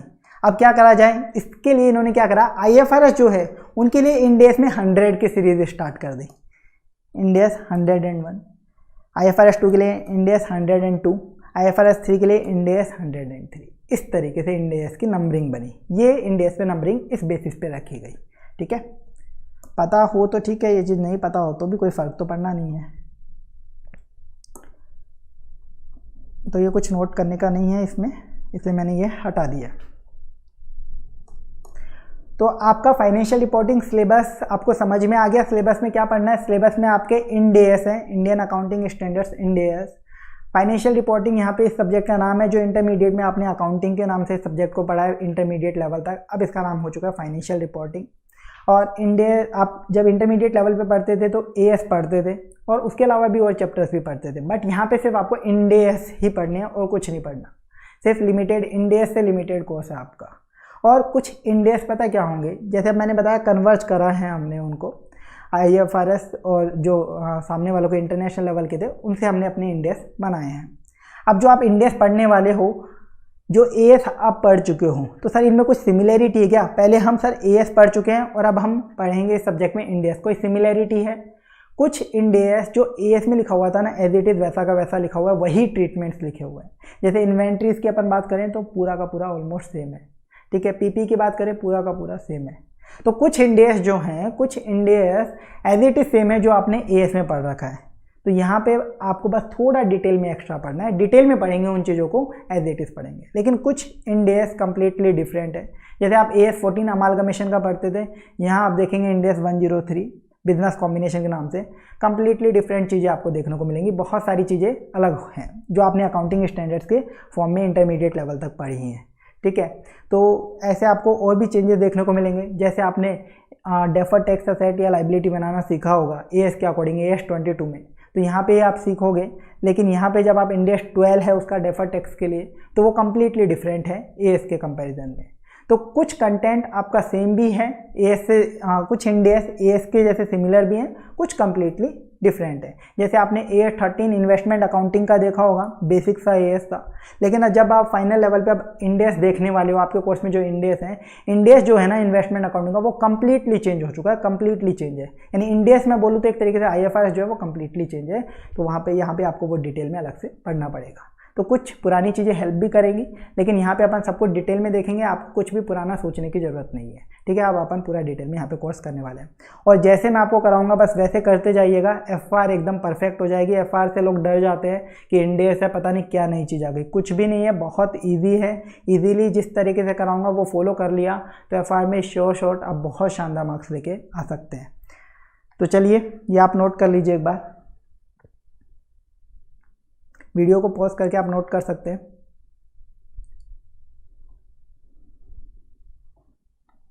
चलो ये तो हो गया IND-AS की बात, क्या है आपके कोर्स में IND-AS, और वो IND-AS क्या चीज़ है वो मैंने आपको बता दिया। अब ये IND-AS सर क्या सबको फॉलो करने हैं? आपके माइंड में दूसरी चीज़ जो आएगी वो ये आएगी, एप्लीकेबिलिटी ऑफ इंडेस। क्या अब से इंडिया में सिर्फ इंडेस ही फॉलो होंगे क्या? मतलब जो हमने अकाउंटिंग स्टैंडर्ड्स पढ़े सर उनकी कोई वैल्यू नहीं है क्या? जो हमने इंटरमीडिएट लेवल तक अकाउंटिंग स्टैंडर्ड्स पढ़ाए गए वो बिना बात में पढ़ाए गए। जब इंडेस आ गए इंडिया के अंदर तो इंडेस ही फॉलो होंगे इस हिसाब से, आपके अकॉर्डिंग तो फिर इंडेस ही फॉलो होंगे। तो हमने जो अकाउंटिंग स्टैंडर्ड्स पढ़े इंटरमीडिएट लेवल तक वो बिना बात में पढ़ाया, ICAI ने कोर्स में बिना बात में दे रखे। तो बिना बात में कुछ नहीं दिया जाता है, वो अकाउंटिंग स्टैंडर्ड्स आज भी एप्लीकेबल है। तो सर इसका क्या मतलब हुआ, वो आज भी एप्लीकेबल है और इंडेस भी हमें पढ़ने हैं। आपने बोला अब इंडेस भी लेके आए, तो समझो आप मेरी बात। इंडेस लाने का मेन पर्पस क्या था कि जो फॉरेन इन्वेस्टर्स हैं वो इंडिया में आके इन्वेस्ट करें, फॉरेन इन्वेस्टर्स इंडिया में आके इन्वेस्ट करें। तो अब देखो मेरे बगल में एक रामलाल किराना स्टोर है, वो किराने का सामान बेचता है। रामलाल बेचारा प्रोप्राइटर है, अपने कैसे जैसे एक फाइनेंशियल स्टेटमेंट बना लेता है, बैलेंस शीट P&L बना लेता है AS के अकॉर्डिंग, क्योंकि इंडिया में AS ही चलते हैं। अब उसको गवर्नमेंट बोलेगी कि भाई तू इंडेस लगा क्योंकि फॉरेन से इन्वेस्टर आ रहे हैं तेरी दुकान में इन्वेस्ट करने के लिए। बताओ उसके बिजनेस में कौन इन्वेस्ट करेगा, उस प्रोप्राइटर के में। तो जो फॉरेन के इन्वेस्टर्स हैं वो कहाँ इन्वेस्ट करेंगे ये तो सोचो आप। फॉरेन के इन्वेस्टर बड़ी बड़ी कंपनीज में इन्वेस्ट करेंगे, ना कि कोई छोटे मोटे पार्टनरशिप प्रोप्राइटरशिप इन सब फॉर्म में। तो इंडेस सिर्फ बड़ी कंपनीज पर लगेंगे। जो अभी तक जो फॉलो कर रहे हैं पार्टनरशिप प्रोप्राइटरशिप वाले जो लोग हैं, LLP वाले लोग हैं, उनको आज भी अकाउंटिंग स्टैंडर्ड्स ही फॉलो करने हैं, उनको AS ही फॉलो करने हैं, उन लोगों को AS ही फॉलो करने हैं। आप लोग AS के अकॉर्डिंग ही फाइनेंशियल स्टेटमेंट बनाइए, ऐसा गवर्नमेंट ने बोला कि आप लोगों को इंडेस फॉलो करने की कोई रिक्वायरमेंट नहीं है। सिंपल सी बात है, उन लोगों की क्यों कॉम्प्लेक्सिटी बढ़ाना, उनको नया प्रिंसिपल पढ़ाऊँ। ये बेचारा रामलाल सुबह से शाम तक किराने का सामान बेचता है, ये कब पढ़ेगा इंडेस और कब बनाएगा इंडेस के अकॉर्डिंग बैलेंस शीट? ठीक है, और ज़रूरत भी नहीं है इसको, तो इसमें कौन फॉरेन इन्वेस्टमेंट करने आने वाला है, वो तो बड़ी बड़ी कंपनीज ही होंगे फॉरेन के इन्वेस्टमेंट। तो यानी इंडेस की एप्लीकेबिलिटी सिर्फ बड़ी कंपनीज पर होगी। ठीक है, बड़ी कंपनीज पर होगी, यानी AS भी एग्जिस्ट कर रहे हैं और इंडेस भी एग्जिस्ट कर रहे हैं। AS कौन फॉलो कर रहे हैं? कंपनीज के अलावा जो भी लोग हैं वो सब AS फॉलो करेंगे, उनको AS के अकॉर्डिंग फाइनेंशियल स्टेटमेंट्स बनाने हैं जो आप पढ़ चुके हो इंटरमीडिएट तक। और जो बड़ी कंपनीज हैं उनको बनाने हैं इंडेस के अकॉर्डिंग फाइनेंशियल स्टेटमेंट्स। कंपनीज में भी मैं वर्ड बोल रहा हूँ एक बड़ी कंपनीज, अभी सिर्फ उनको बनाने हैं जो बड़ी कंपनीज है। क्योंकि देखो फॉरेन का इन्वेस्टर आया, मेरी एक छोटी सी मान लो कंपनी है ABC लिमिटेड, 10 लाख रुपए का मुश्किल से साल का प्रॉफिट होता है, वो मेरी कंपनी में इन्वेस्ट करेगा फॉरेन से आके मेरी कंपनी मिलेगी क्या उसको इन्वेस्ट करने के लिए? यानी इंडेस एप्लीकेबल होंगे कंपनीज पर, वो भी बड़ी कंपनीज पर। ठीक है, कंपनीज पर एप्लीकेबल होंगे वो भी सिर्फ बड़ी कंपनीज पर। ये आपको समझ में आता है? आप सब बड़ी कंपनीज क्या होती हैं ये बताओ, कोई डेफिनेशन है बड़ी कंपनीज की? बिल्कुल है, तो वो अभी हम देख लेते हैं।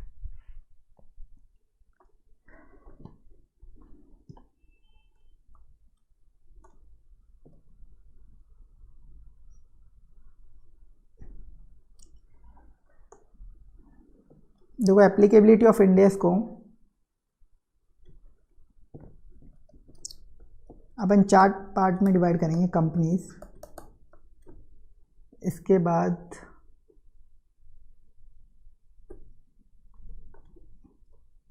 NBFCs, banks, insurance companies.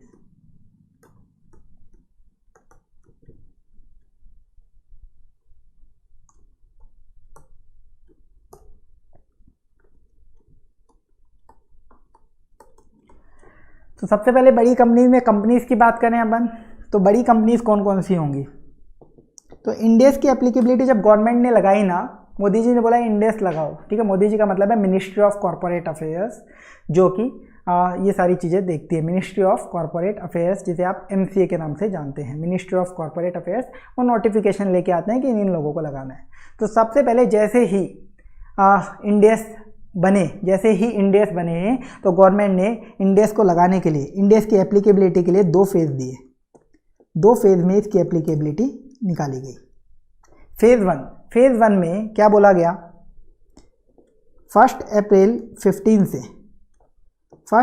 15 से कोई भी कंपनी हो वो वॉलंटरीली अपनी इच्छा से, फर्स्ट फेज़ में क्या बोला गया कि 1 अप्रैल 15 से 1 अप्रैल 2015 से जो भी कंपनी अपनी स्वयं की इच्छा से, खुद की इच्छा से इंडेस लगाना चाहती है तो इंडेस के अकॉर्डिंग फाइनेंशियल स्टेटमेंट्स बनाना चालू कर दे, हमें कोई ऐतराज नहीं है। जो भी कंपनी चाहती है, ये कंपनी की मर्जी पे छोड़ा गया 1 अप्रैल 2015 से। फर्स्ट फेज में फिर एक और बोला गया कि 1/4/16 से 1 अप्रैल 2016 से मैंडेटरीली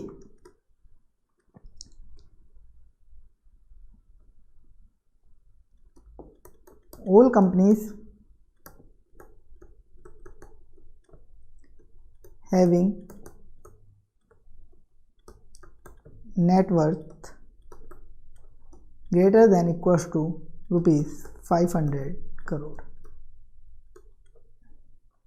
और PSA and JV of above। Government ने फर्स्ट फेज में क्या बोला, ऐसी कंपनीज जो इंडेस लगाना चाहती हैं खुद की इच्छा से 1 अप्रैल 15 से इंडेस के अकॉर्डिंग अपने फाइनेंशियल स्टेटमेंट बनाना चालू कर सकती हैं। और 1 अप्रैल 16 से इन कुछ कंपनीज को तो मैंडेटरी बेसिस पे इंडेस के अकॉर्डिंग ही अपने फाइनेंशियल स्टेटमेंट बनाने पड़ेंगे, यानी अपने अकाउंट्स इंडेस के प्रिंसिपल्स के अकॉर्डिंग ही करने पड़ेंगे। एएससी अप्लाई कर ही नहीं सकते, इनके पास कोई चॉइस नहीं है। 1 अप्रैल 16 से मैंडेटरी बेसिस पे बोल दिया गया। कौन सी कंपनी सर? सारी कंपनीज जिनकी नेटवर्थ, सभी कंपनीज जिनकी नेटवर्थ 500 करोड़ या उससे ज़्यादा है, सभी कंपनीज जिनकी नेटवर्थ 500 करोड़ या उससे ज़्यादा है, उनको इंडेस के अकॉर्डिंग बनाना कंपलसरी है, उनके पास कोई अदर चॉइस है ही नहीं। अब एक कंपनी है जिसकी नेटवर्थ है 500 करोड़, उस पर इंडेस लग गया, तो इस कंपनी की अगर कोई पेरेंट कंपनी है, पेरेंट का मतलब होल्डिंग कंपनी, वो आप समझते होंगे। होल्डिंग कंपनी जनरली जो आप समझते हैं उतना ही मैं अभी बता रहा हूँ, जिसमें मोर देन 50% जिसके पास कंट्रोल होता है या वोटिंग पावर होती है, वो होती है आपकी होल्डिंग कंपनी। तो मेरी कंपनी की कोई होल्डिंग कंपनी है, अब उसको भी लगानी पड़ेगी, उसको भी इंडेस के अकॉर्डिंग ही फाइनेंशियल स्टेटमेंट बनाने पड़ेंगे, चाहे उसकी नेटवर्थ 500 करोड़ से कमी क्यों ना हो। और मेरी कंपनी की कोई सब्सिडरी कंपनी है या कोई एसोसिएट कंपनी है या मेरी कोई जॉइंट वेंचर है, उन सबको भी अपने फाइनेंशियल स्टेटमेंट्स इंडेस के अकॉर्डिंग ही बनाने पड़ेंगे। यानी एक बार अगर मेरे पे इंडेस लग गया, कब लगेगा मेरे पे? फर्स्ट फेज में 1 अप्रैल 16 से 500 करोड़ या उससे ज़्यादा मेरी नेटवर्थ हो गई, तो मेरे को इंडेस के अकॉर्डिंग फाइनेंशियल स्टेटमेंट्स बनाने हैं। और मेरे से जुड़े हुए जितने लोग हैं, यानी मेरी पेरेंट कंपनी, मेरी सब्सिडरी, एसोसिएट और जॉइंट वेंचर, इन लोगों को भी अपने फाइनेंशियल स्टेटमेंट्स इंडेस के अकॉर्डिंग बनाने पड़ेंगे, चाहे इन लोगों की बेचारों की नेटवर्थ 10 करोड़ भी क्यों ना हो, फिर भी बनाने पड़ेंगे क्योंकि ये मेरे से जुड़े हुए हैं। ठीक है, ये बोला गया फेज फर्स्ट में। इसके बाद गवर्नमेंट ने बोला फेज 2, नोटिफिकेशन जो आया था उसमें फेज 2 दिया गया। फेज 2 में बोला गया 1 अप्रैल 2017 से मैंडेटरी बेसिस पे इंडेस अप्लाई करने पड़ेंगे ऑल लिस्टेड कंपनीज को,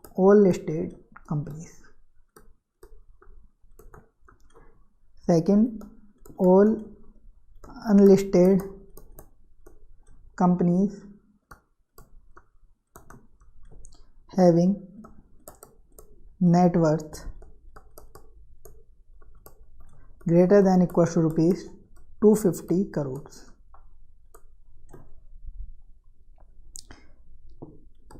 PSA एंड JV ऑफ अबो।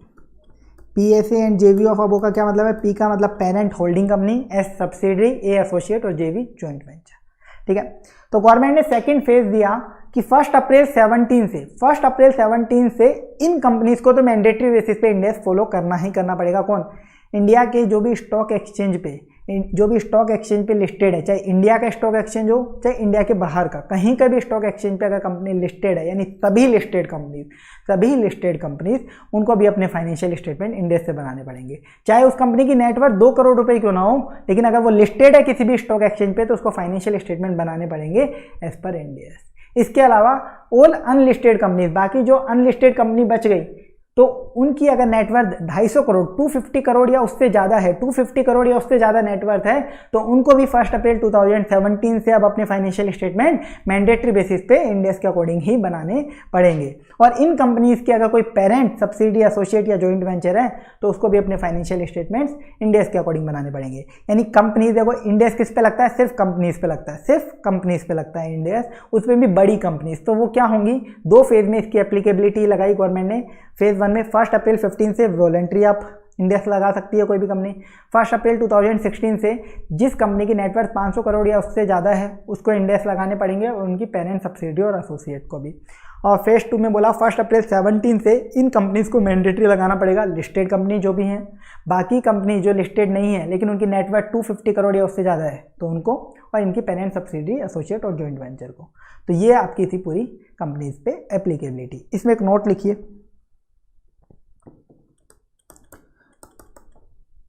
इसके अलावा गवर्नमेंट ने कुछ इस पर रिलैक्सेशन भी दिया। Companies listed on SME exchange is not required to apply Ind AS। Second note लिखिए, once Ind AS has been applied, it should continue forever।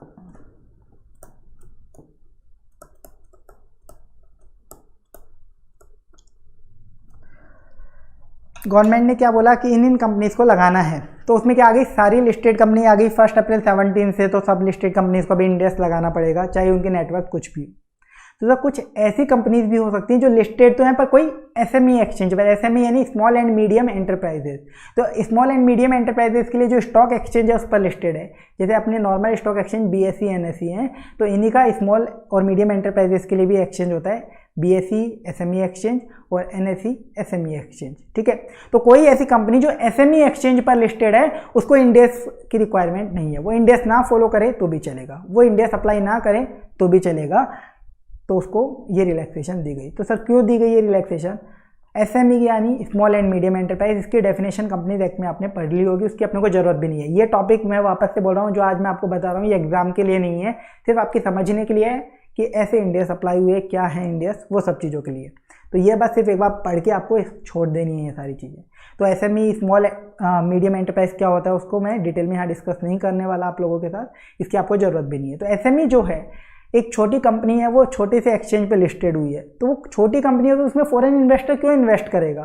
तो उसको बनाने की जरूरत ही क्या है फाइनेंशियल स्टेटमेंट इंड एस के अकॉर्डिंग, इसलिए गवर्नमेंट ने ये रिलैक्सेशन दे दी। इसके बाद दूसरा नोट मैंने लिखवाया, एक बार अगर किसी कंपनी ने इंड एस लगा लिया तो वो ये नहीं बोल सकते कि अब नेक्स्ट ईयर में मुझे नहीं लगाना इंड एस। मान लो 1 अप्रैल 15 से गवर्नमेंट ने बोला था वॉलंटरीली जिसको इंड एस लगाना है लगाओ, ठीक है, तो मेरे में जोश आया और मैंने इंड एस के अकॉर्डिंग फाइनेंशियल स्टेटमेंट बनाया। जब पहली बार मैंने इंड एस के अकॉर्डिंग फाइनेंशियल स्टेटमेंट बनाया ना, तो मेरा तो सिट्टी पिट्टी गुल हो गई मेरी, मतलब ऐसे हाल हो गए यार, इतने सारी कैलकुलेशन, ये क्या क्या निकालना पड़ रहा है, क्या क्या फेयर वैल्यू कैलकुलेट करनी पड़ रही है, मेरी हालत ख़राब हो गई।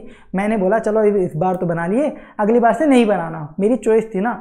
लेकिन गवर्नमेंट ने बोला एक बार बेटा तुम अंदर आ गए ना तो बाहर नहीं जा सकते, एक बार तुमने अगर इंड एस लगा लिए तो अब तुम्हें ज़िंदगी भर इंड एस ही फॉलो करने पड़ेंगे, चाहे तुम्हारी नेटवर्थ नेगेटिव में ही क्यों ना हो, ठीक है, तो भी तुम्हें इंड एस लगाने ही लगाने पड़ेंगे। ये वाली चीज़ गवर्नमेंट ने बोली। चलिए इतना सा था कंपनीज वाला पोर्शन कि किन किन कंपनीज पे लगेगा। अब देख लीजिए NBFC। देखो इंड एस किस पे लगेंगे, कंपनीज पर लगेंगे। तो कंपनीज अपने नॉर्मल जो कंपनीज होती हैं उनकी बात करी। कंपनीज के अलावा end S non banking financial companies, banks और इंश्योरेंस कंपनीज, इन पर भी अप्लाई होंगे। इसके अलावा जो नॉर्मल बच गए ना बाकी सब लोग, उन पे किसी पे भी इंड एस नहीं अप्लाई होंगे। Proprietor, partnership, LLP, cooperative society, जो भी बाकी चीज़ें हैं उन पे इंड एस बनाने की कोई ज़रूरत नहीं है, क्योंकि ये बड़े लोग हैं। देखो कंपनीज बड़ी जो कंपनीज है उनको ले लिया अपन ने। NBFC क्या होती है, नॉन बैंकिंग फाइनेंशियल कंपनीज, ये ऐसी कंपनीज होती हैं जो बैंक तो नहीं है पर फिर भी लोन देने का बिजनेस करती है, वो होती है नॉन बैंकिंग फाइनेंशियल कंपनीज। तो जो फॉरेन इन्वेस्टर्स होते हैं ऐसी कंपनीज में भी इन्वेस्ट करते हैं पैसा। जो बैंक्स हैं, बैंक्स का कितना बड़ा बिजनेस है, तो इसमें भी फॉरेन इन्वेस्टर इन्वेस्ट करते हैं। इंश्योरेंस कंपनीज हैं, इनका भी बहुत बड़ा बिजनेस है, तो इसमें भी फॉरेन इन्वेस्टर इन्वेस्ट करते हैं, ठीक है। तो इनके लिए अलग अलग रूल्स है, इनके लिए अलग अलग रूल्स है कि इन पे किस कैटेगरी में अप्लाई होगा इंड एस। तो NBFC के लिए गवर्नमेंट ने बोला, इसके लिए भी वही फेजेज वाली बात होगी। फर्स्ट फेज आया, गवर्नमेंट ने फर्स्ट फेज में बोला NBFC को कि 1 अप्रैल 2018 से मैंडेटरीली लगाना है। किस किस को? All NBFCs having net worth greater than equals to ₹500 crore, और इसकी जो भी पेरेंट, सब्सिडरी, एसोसिएट है या जॉइंट वेंचर है उसको भी। इसके बाद फेज 2,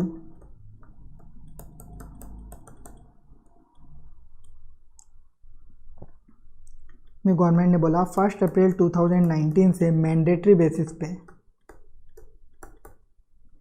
लगाना है ऑल NBFCs को जिनकी net worth greater than equals to ₹250 crore है,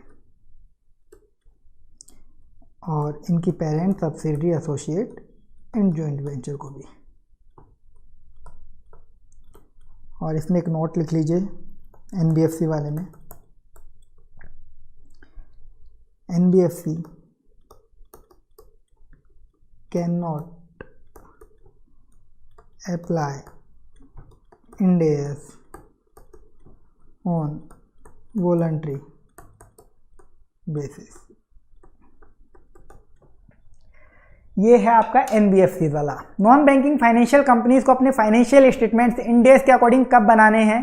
पहले फेज में गवर्नमेंट ने बोला कि 1 अप्रैल 2018 से हर NBFC को मैंडेटरी बेसिस पे इंड एस फॉलो करने पड़ेंगे अगर उनकी नेटवर्थ 500 करोड़ या उससे ज़्यादा है, अगर उनकी नेटवर्थ 500 करोड़ या उससे ज़्यादा है, और इसकी कोई भी पेरेंट सब्सिडी एसोसिएट या जॉइंट वेंचर है तो उसको भी फॉलो करना पड़ेगा।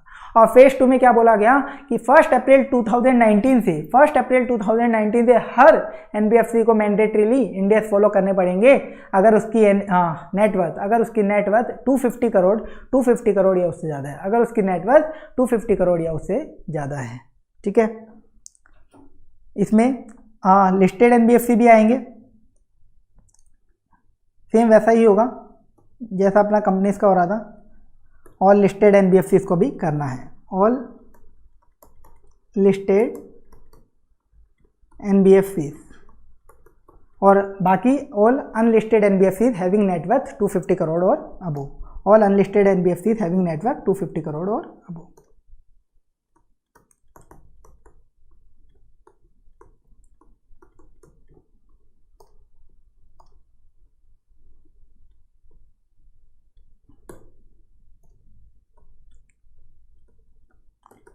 ठीक है, तो फेज 2 में NBFC में क्या बोला गया? मैंडेटरी बेसिस पे सारी जो भी लिस्टेड NBFC हैं, चाहे उसकी नेटवर्थ कितनी भी हो उनको तो करना ही करना है, और अनलिस्टेड NBFC में जिनकी नेटवर्थ 250 करोड़ या उससे ज़्यादा है उनको भी इंडिया सप्लाई करना है, और इनकी पेरेंट सब्सिडी और एसोसिएट को भी। NBFC में गवर्नमेंट ने बोला कि कोई भी NBFC अपने वॉलंटरी बेसिस पे अपनी इच्छा से, स्वयं की इच्छा से इंडिया सप्लाई नहीं कर सकती, खुद की इच्छा से इंडिया सप्लाई नहीं कर सकती। कोई NBFC है मान लीजिए कहीं पे लिस्टेड भी नहीं है और उसकी नेटवर्थ है 200 करोड़, तो इस पे इंडिया सप्लाई हुआ क्या? नहीं हुआ इस पे इंडिया सप्लाई अभी तक। तो इस पे इंडिया सप्लाई नहीं हुआ अभी तक, तो यानी क्या ये अपनी खुद की इच्छा से बना सकती है? ये बोले कि मैं अपनी इच्छा से इंडिया के अकॉर्डिंग फाइनेंशियल स्टेटमेंट बनाऊँ? नहीं कर सकती, वॉलंटरी बेसिस NBFCs को अलाउड नहीं है। तो ये था आपका NBFCs का, सेम कंपनी जैसा ही था, बस वॉलंटरी बेसिस इनको अलाउ नहीं था। बैंक्स के लिए इम्प्लीमेंटेशन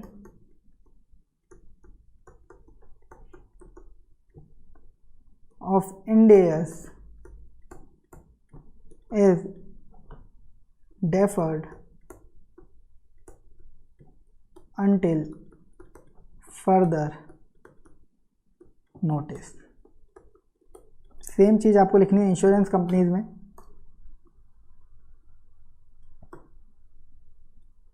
बैंक्स में आपके आते हैं banks excluding regional rural banks RRB, और इंश्योरेंस कंपनीज में भी सेम चीज आपको लिखनी है। Implementation of Ind AS deferred until further notice। बस इतना था। बैंक्स कौन से बैंक्स? सभी banks excluding RRB, regional rural banks. RRB का मतलब रीजनल रूरल बैंक्स। गवर्नमेंट ने बोला बैंक्स को इंडिया सप्लाई करने हैं, लेकिन रीजनल रूरल बैंक को छोड़कर, RRB को छोड़कर। ये क्या होते हैं? देखो, ग्रामीण बैंक, कोई आप में से स्टूडेंट अगर विलेज से, गांव से बिलोंग करता होगा तो उसे पता होगा वहाँ पे ग्रामीण बैंक भी चलते हैं। ठीक है, हर स्टेट वालों ने अपने अपने बना रखे हैं ग्रामीण बैंक। तो ग्रामीण बैंक जो होते हैं, रीजनल रूरल बैंक होते हैं, उन पे इंडिया सप्लाई नहीं होंगे कभी भी, सिर्फ नॉर्मल बैंक्स पे होंगे। सेम वही बात है, इन्वेस्टर गांव वाले बैंक में जाके क्या इन्वेस्ट करेगा? वो बड़े बैंक्स में इन्वेस्ट करेगा। तो बैंक्स एक्सक्लूडिंग RRB, जो हैं उन पे इंड एस कब अप्लाई होगा, इसके लिए गवर्नमेंट ने बोला अभी हम इसका इम्प्लीमेंटेशन थोड़ा पेंडिंग कर रहे हैं, बाद में जब भी इम्प्लीमेंटेशन देना होगा हम नोटिस दे देंगे। तो इसका भी इम्प्लीमेंटेशन पेंडिंग है। बैंक्स पे अभी भी इंड एस अप्लाई नहीं हुए, अप्लाई होंगे लेकिन अभी कोई नोटिस दिया नहीं गया इसके रिगार्डिंग। गवर्नमेंट ने बोला अभी हम इसको डेफर कर रखा है अभी हमने। सेम इंश्योरेंस कंपनीज, जो भी इंश्योरेंस कंपनीज हैं उनके लिए भी गवर्नमेंट ने बोला अभी डेफर कर रखा है, इंड एस अप्लाई होंगे, जब अप्लाई होंगे हम नोटिस दे देंगे, लेकिन अभी इस पर डेफर कर रखा है गवर्नमेंट ने। तो ये थी एप्लीकेबिलिटी ऑफ इंड एस की इंड एस किस किस पे अप्लाई होंगे। तो इंड एस मेजर जो बड़ी कंपनीज होती है उस पर अप्लाई होते हैं, जिसमें 2 फेज़ में अप्लाई किया गया, एनबीएफसीज में भी 2 फेज़ में, और बैंक्स और इंश्योरेंस कंपनीज पे भी पेंडिंग छोड़ा गया है, डेफर किया गया है, बाद में अप्लाई करेंगे, ऐसा बोला गवर्नमेंट ने। ठीक है, तो ये चीज़ क्या एग्जाम के लिए पढ़नी है, नहीं पढ़नी है, एक बार बस रीड करके छोड़ दीजिए, आपको मालूम रहना चाहिए, और कोई काम की नहीं है।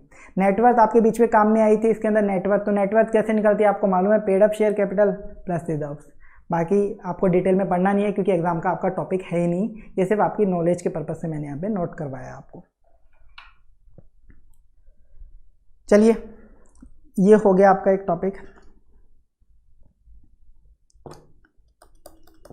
अब एक और चीज़ मैं आपको बताता हूँ, फाइनेंशियल स्टेटमेंट्स।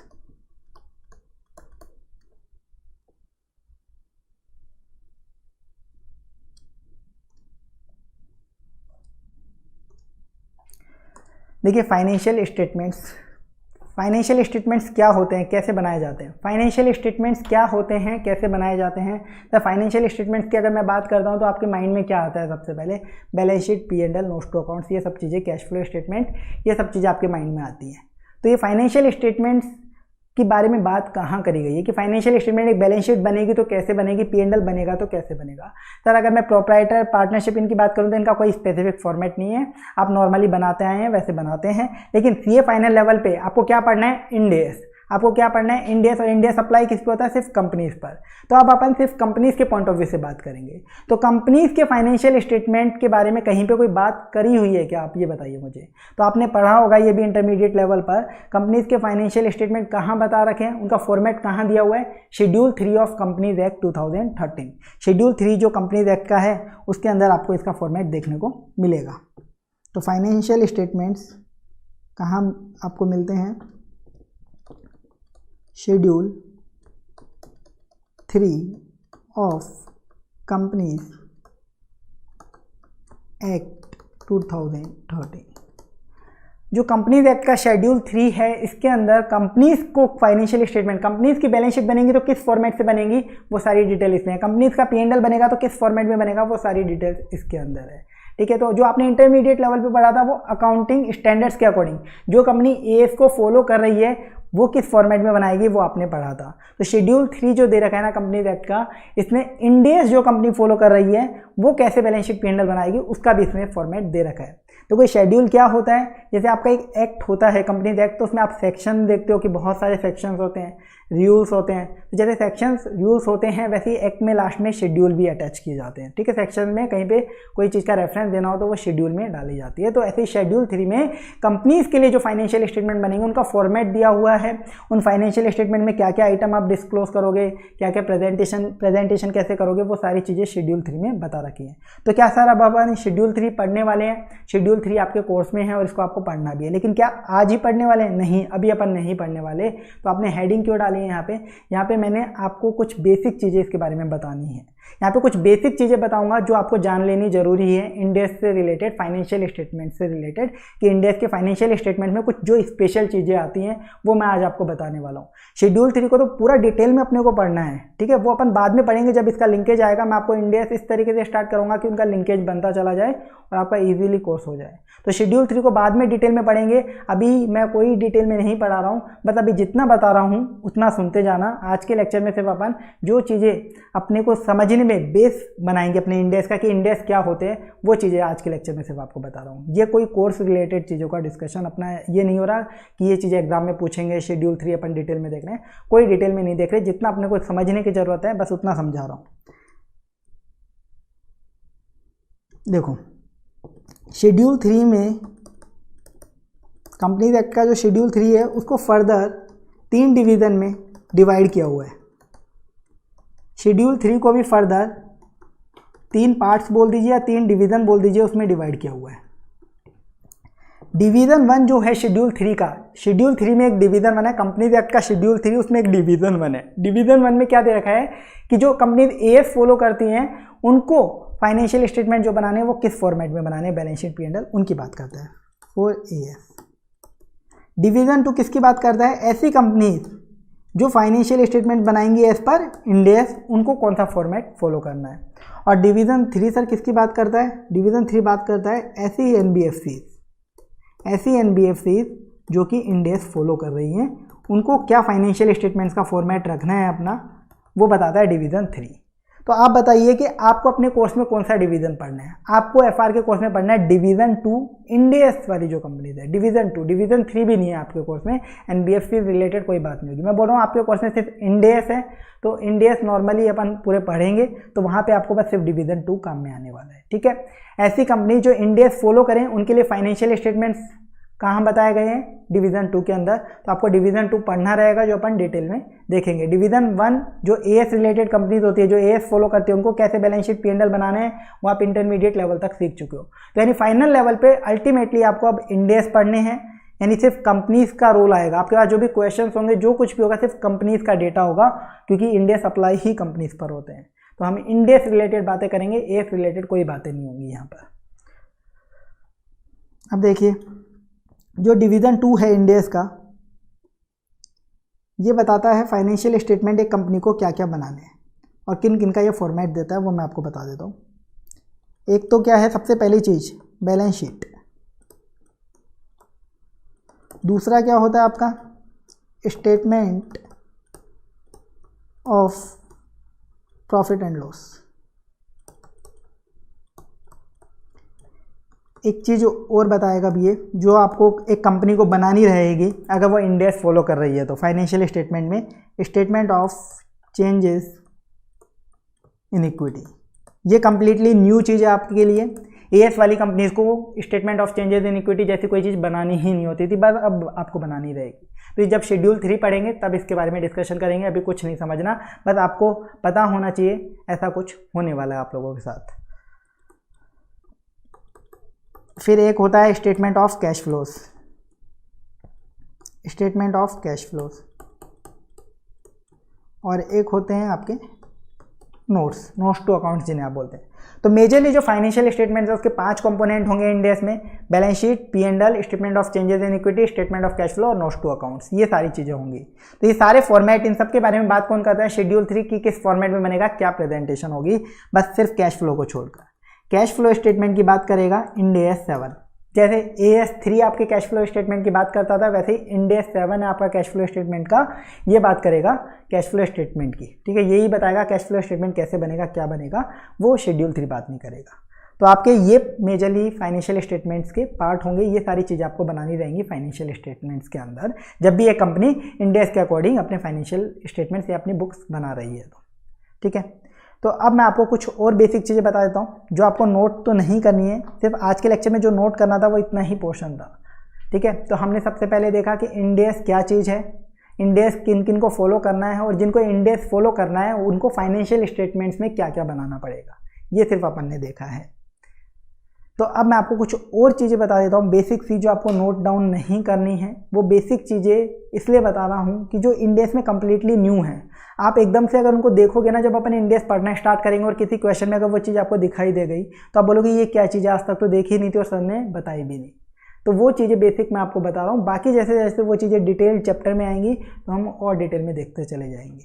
तो वो क्या क्या है, देखो अभी मैंने आपको क्या बताया कि जो फाइनेंशियल स्टेटमेंट्स हैं AS के अकॉर्डिंग जो बनते थे वो अलग था उनका फॉर्मेट, इंड AS के अकॉर्डिंग जो बनेंगे उनका थोड़ा फॉर्मेट अलग होगा, इनका फॉर्मेट थोड़ा सा अलग होगा। कैसे होगा, देखो आपको याद है जब आप AS के अकॉर्डिंग फाइनेंशियल स्टेटमेंट्स बनाते थे, तो आपको याद हो, तो याद होना भी चाहिए, अभी आप पढ़ के आए होंगे इंटर में, बैलेंस शीट बनाते थे तो कैसे बनाते थे सर, एक कंपनी की बैलेंस शीट की बात कर रहा हूँ, AS के अकॉर्डिंग बात कर रहा हूँ।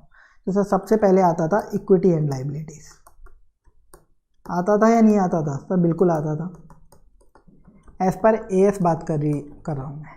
इसमें फिर आप दिखाते थे इक्विटी एंड लाइबिलिटीज़ में पहले share holders fund, non current liabilities, current liabilities, ठीक है। देन सेकंड हेडिंग डलती थी आपकी असेट्स की, फिर आता था आपका non current assets, current assets, इस तरीके से एक पूरा फॉर्मेट था शेड्यूल 3 का डिवीज़न 1 फॉर एएस। आपने बनाया होगा और आपके माइंड में बैलेंस शीट का मतलब ही ये होता है, बैलेंस शीट ऐसे ही छपी हुई है आपके माइंड में। लेकिन अब आप भूल जाइए, बैलेंस शीट ऐसे बनती है, ठीक है। इंड एस के अकॉर्डिंग अब आपको बैलेंस शीट का फॉर्मेट चेंज कर देना है। क्या कर देना है,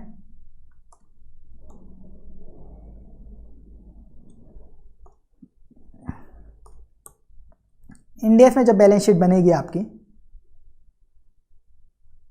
एज पर इंड एस, तो क्या होगा, पहले लाइबिलिटीज नहीं आएंगी, पहले आएंगी assets, non current assets, current assets, जो भी आपके अंदर के बाइफर्केशन है वो सब आप देते जाते हैं, और फिर हेडिंग आएगी इक्विटी एंड लाइबिलिटीज, सबसे मेजर चेंज, ठीक है। तो ये चीज़ मैंने अभी आपको इसलिए बता दी कि हम जो इंड एस स्टार्ट करेंगे अभी, क्योंकि अभी हमने शेड्यूल 3 पढ़ा नहीं है डिटेल में, और अभी मैं आपको पढ़ा भी नहीं सकता स्टार्टिंग में ही, क्योंकि अगर अभी आपको शेड्यूल 3 पढ़ा दिया ना तो आपको समझ में नहीं आएगा क्या हो रहा है। जब तक कुछ इंड एस आप नहीं पढ़ लेते, तो जहाँ उसकी रिक्वायरमेंट होगी शेड्यूल 3 की, वहाँ आपको डिटेल में मैं पढ़ाने वाला हूँ। तो देखो सबसे मेजर चेंज क्या है कि जो बैलेंस शीट है उसमें पहले असेट्स आएंगी। अब इंड एस के अकॉर्डिंग बैलेंस शीट जब बनती है, पहले असेट्स दिखाई जाती है, फिर इक्विटी एंड लाइबिलिटीज दिखाई जाती है, ठीक है। पहले असेट्स फिर इक्विटी एंड लाइबिलिटीज। तो कोई भी क्वेश्चन आए तो ये दिखे ऐसा तो घबराना नहीं है, क्योंकि हमें तो आदत पड़ गई है ना इक्विटी एंड लाइबिलिटीज को पहले दिखाने की और फिर असेट्स को दिखाने की, इसलिए ये चीज़ मैंने आज आपको बताई है कि कभी आप बोलो सर ये क्या क्वेश्चन बना दिया, इसे ने क्वेश्चन ही गलत दे दिया, गलत नहीं है, इंड एस में ऐसे ही बनता है, पहले असेट्स फिर इक्विटी एंड लाइबिलिटीज, ये चीज़ आपको पता होनी चाहिए बस। इसके अंदर डिटेल में अभी अपन बात नहीं कर रहे हैं, पहले असेट्स आएंगी फिर इक्विटी एंड लाइबिलिटीज आएंगी। इसके अलावा एक और चेंज है, इक्विटी एंड लाइबिलिटीज में आपके एएस के अकॉर्डिंग क्या आता था, फर्स्ट पॉइंट सर आता था शेयर होल्डर्स फंड, मैं एएस की बात कर रहा हूँ। शेयर होल्डर फंड्स में क्या आता था सर याद करने दो, पहला पॉइंट आता था सर शेयर कैपिटल, और दूसरा पॉइंट याद करो अब क्या आता था सर, याद करने दो सर, भूल गए हैं ये भी, मैं याद दिला देता हूँ, ये भी आता था रिजर्व एंड सरप्लस। फिर सर एक और पॉइंट आता था, क्या आता था, money received against share warrants, ठीक है, money received against share warrants. फिर आपका second point equity and liability side में क्या आता था, share application money pending allotment. फिर आपकी नॉन करंट लाइबिलिटीज आती थी और फिर आपकी करंट लाइबिलिटीज आती थी, कुछ इस तरीके से आपका इक्विटी एंड लाइबिलिटीज वाली साइड होती थी। अब इंड एस में क्या हुआ, non current liabilities current liabilities सब एज इट इज है, कोई दिक्कत नहीं है, लेकिन जो ये शेयर होल्डर्स फंड था ना, इसका नाम बदल दिया गया। जब इक्विटी एंड लाइबिलिटी साइड आप बनाओगे तो फर्स्ट पॉइंट आप डालोगे इक्विटी हेडिंग, आप ये मान लो इसका नाम चेंज कर दिया, शेयर होल्डर्स फंड की जगह आप क्या डालोगे, इक्विटी हेडिंग डालोगे, ठीक है, इक्विटी हेडिंग डालते हैं इसके अंदर, तो आपको क्वेश्चन में इसी तरीके से देखने को मिलेगा। और इक्विटी में फिर क्या बनेगा, पहला इक्विटी शेयर कैपिटल और दूसरा बनेगा अदर इक्विटी, और इसके बाद सेकंड पॉइंट वही non current liability, third current liability, इस तरीके से आएगा। यानी जब आप एएस के अकॉर्डिंग बैलेंस शीट बनाते थे तो इक्विटी एंड लाइबिलिटीज में पहले आता था शेयर होल्डर्स फंड नाम से आपके जो हेडिंग आती थी, अब उसका नाम हो चुका है इक्विटी, आप उसे बोलेंगे इक्विटी। और इक्विटी में भी अब आप दो चीज़ें दिखाएंगे, सिर्फ इक्विटी शेयर कैपिटल और अदर इक्विटी, सिर्फ दो चीज़ें शो होंगी यहाँ पर बैलेंस शीट के फेस पर, इक्विटी शेयर कैपिटल और अदर इक्विटी। तो सर ये कहाँ गया, ये कहाँ गया, ये कहाँ गया, ठीक है। शेयर कैपिटल तो हम मान लेते हैं एक बार के लिए equity share capital, reserve and surplus, money received against share warrant, share application money pending allotment, ये कहाँ गया। तो यहाँ पे देखो क्या किया गया इंड एस में, इन्होंने बोला इक्विटी आप हेडिंग बनाएंगे, उसमें पहला पॉइंट जो दिखाएंगे इक्विटी हेडिंग में वो रखेंगे इक्विटी शेयर कैपिटल, यानी यहाँ पर भी क्या आएगी, सिर्फ इक्विटी वाली कैपिटल आएगी, सिर्फ इक्विटी शेयर्स वालों की कैपिटल आएगी। और आपको अगर ध्यान आ रहा हो तो ओल्ड कोर्स में जब आप शेयर कैपिटल दिखाते थे तो इसमें इक्विटी वाली भी होती थी, जब आप इंटरमीडिएट में एएस में देखते थे तो इक्विटी वाली भी होती थी और प्रेफरेंस वाली भी होती थी, इक्विटी वाली शेयर कैपिटल भी होती थी और प्रेफरेंस वाली शेयर कैपिटल भी होती थी एएस के अंदर, इक्विटी और प्रेफरेंस दोनों इसी के अंदर आती थी। पर अब आपको इक्विटी हेडिंग बनानी है और उसमें फर्स्ट पॉइंट क्या डालना है, इक्विटी शेयर कैपिटल, नाम ही रख दिया हेडिंग का इक्विटी शेयर कैपिटल, तो सिंपल सी बात है आप इक्विटी शेयर वाली दिखाओगे। तो सर अब आप मुझे बताइए, चार चीज़ें गायब हो चुकी हैं, एक तो प्रेफरेंस शेयर कैपिटल कहाँ दिखाएं, एक रिजर्व एंड सरप्लस कहाँ चले गए, एक money received against share warrants, लेकिन सर इसका तो कभी काम पड़ा ही नहीं, तो ये तो चलो गायब हो जाए तो भी ठीक है। कभी क्वेश्चन में आई नहीं थी ये। और एक share application money pending allotment, sir ये भी कभी क्वेश्चन में आई नहीं थी, ये भी गायब हो जाए तो चलेगा। पर ये मेजर 2 चीज़ें थी, तो ये 4 चीज़ें गायब हो चुकी हैं बैलेंस शीट से। ये कहाँ गई? तो सर दूसरा जो इक्विटी में इन्होंने दिया अदर इक्विटी, इक्विटी के अंदर पहला दिखाया इक्विटी शेयर कैपिटल, दूसरा पार्ट क्या बनाया अदर इक्विटी, तो सर ये अदर इक्विटी में चले गए। यानी एक अदर इक्विटी जो है वो बहुत बड़ा हेड हो चुका है। अदर इक्विटी बहुत बड़ा हेड हो चुका है, जिसका नोट्स टू अकाउंट में अपन डिटेल डिस्क्लोजर देंगे कि अदर इक्विटी में प्रेफरेंस शेयर इतना है, रिजर्व एंड सरप्लस ये हैं, सारे डिटेल कितने कितने हैं, money received against share warrant, share application money pending allotment, ठीक है। तो इसमें भी बहुत सारी चीज़ें बात करने को, वो सब अभी अपन नहीं कर सकते जब तक इंड एस नहीं पढ़ लेते। तो ये होगा अब आपका सिस्टम बैलेंस शीट में। तो ये कुछ बैलेंस शीट रिलेटेड चेंजेस थे जो आपको डायरेक्टली देखने को मिल सकते हैं किसी भी क्वेश्चन में, तो वो अभी मैंने आपको बताया। सबसे पहली चीज़ असेट पहले शो होंगी बैलेंस शीट में अब, और उसके बाद इक्विटी एंड लाइबिलिटीज। और इक्विटी एंड लाइबिलिटी साइड में पहले जो शेयर होल्डर फंड आता था, अब उसकी जगह इक्विटी नाम आएगा, और उसके अंदर सिर्फ 2 पार्ट होंगे, इक्विटी शेयर कैपिटल और other equity. Equity share capital में इक्विटी शेयर वालों की कैपिटल डालोगे आप हमेशा सिर्फ, और अदर इक्विटी में बाकी जितने भी थे आपके share holder fund related item, preference share capital, reserve and surplus, share money received against share warrants, share application money pending allotment, वो सब अदर इक्विटी का पार्ट है। तो बस ये बताना था आपको, ये नोट करने की ज़रूरत है नहीं, तो ये मैं हटा देता हूँ।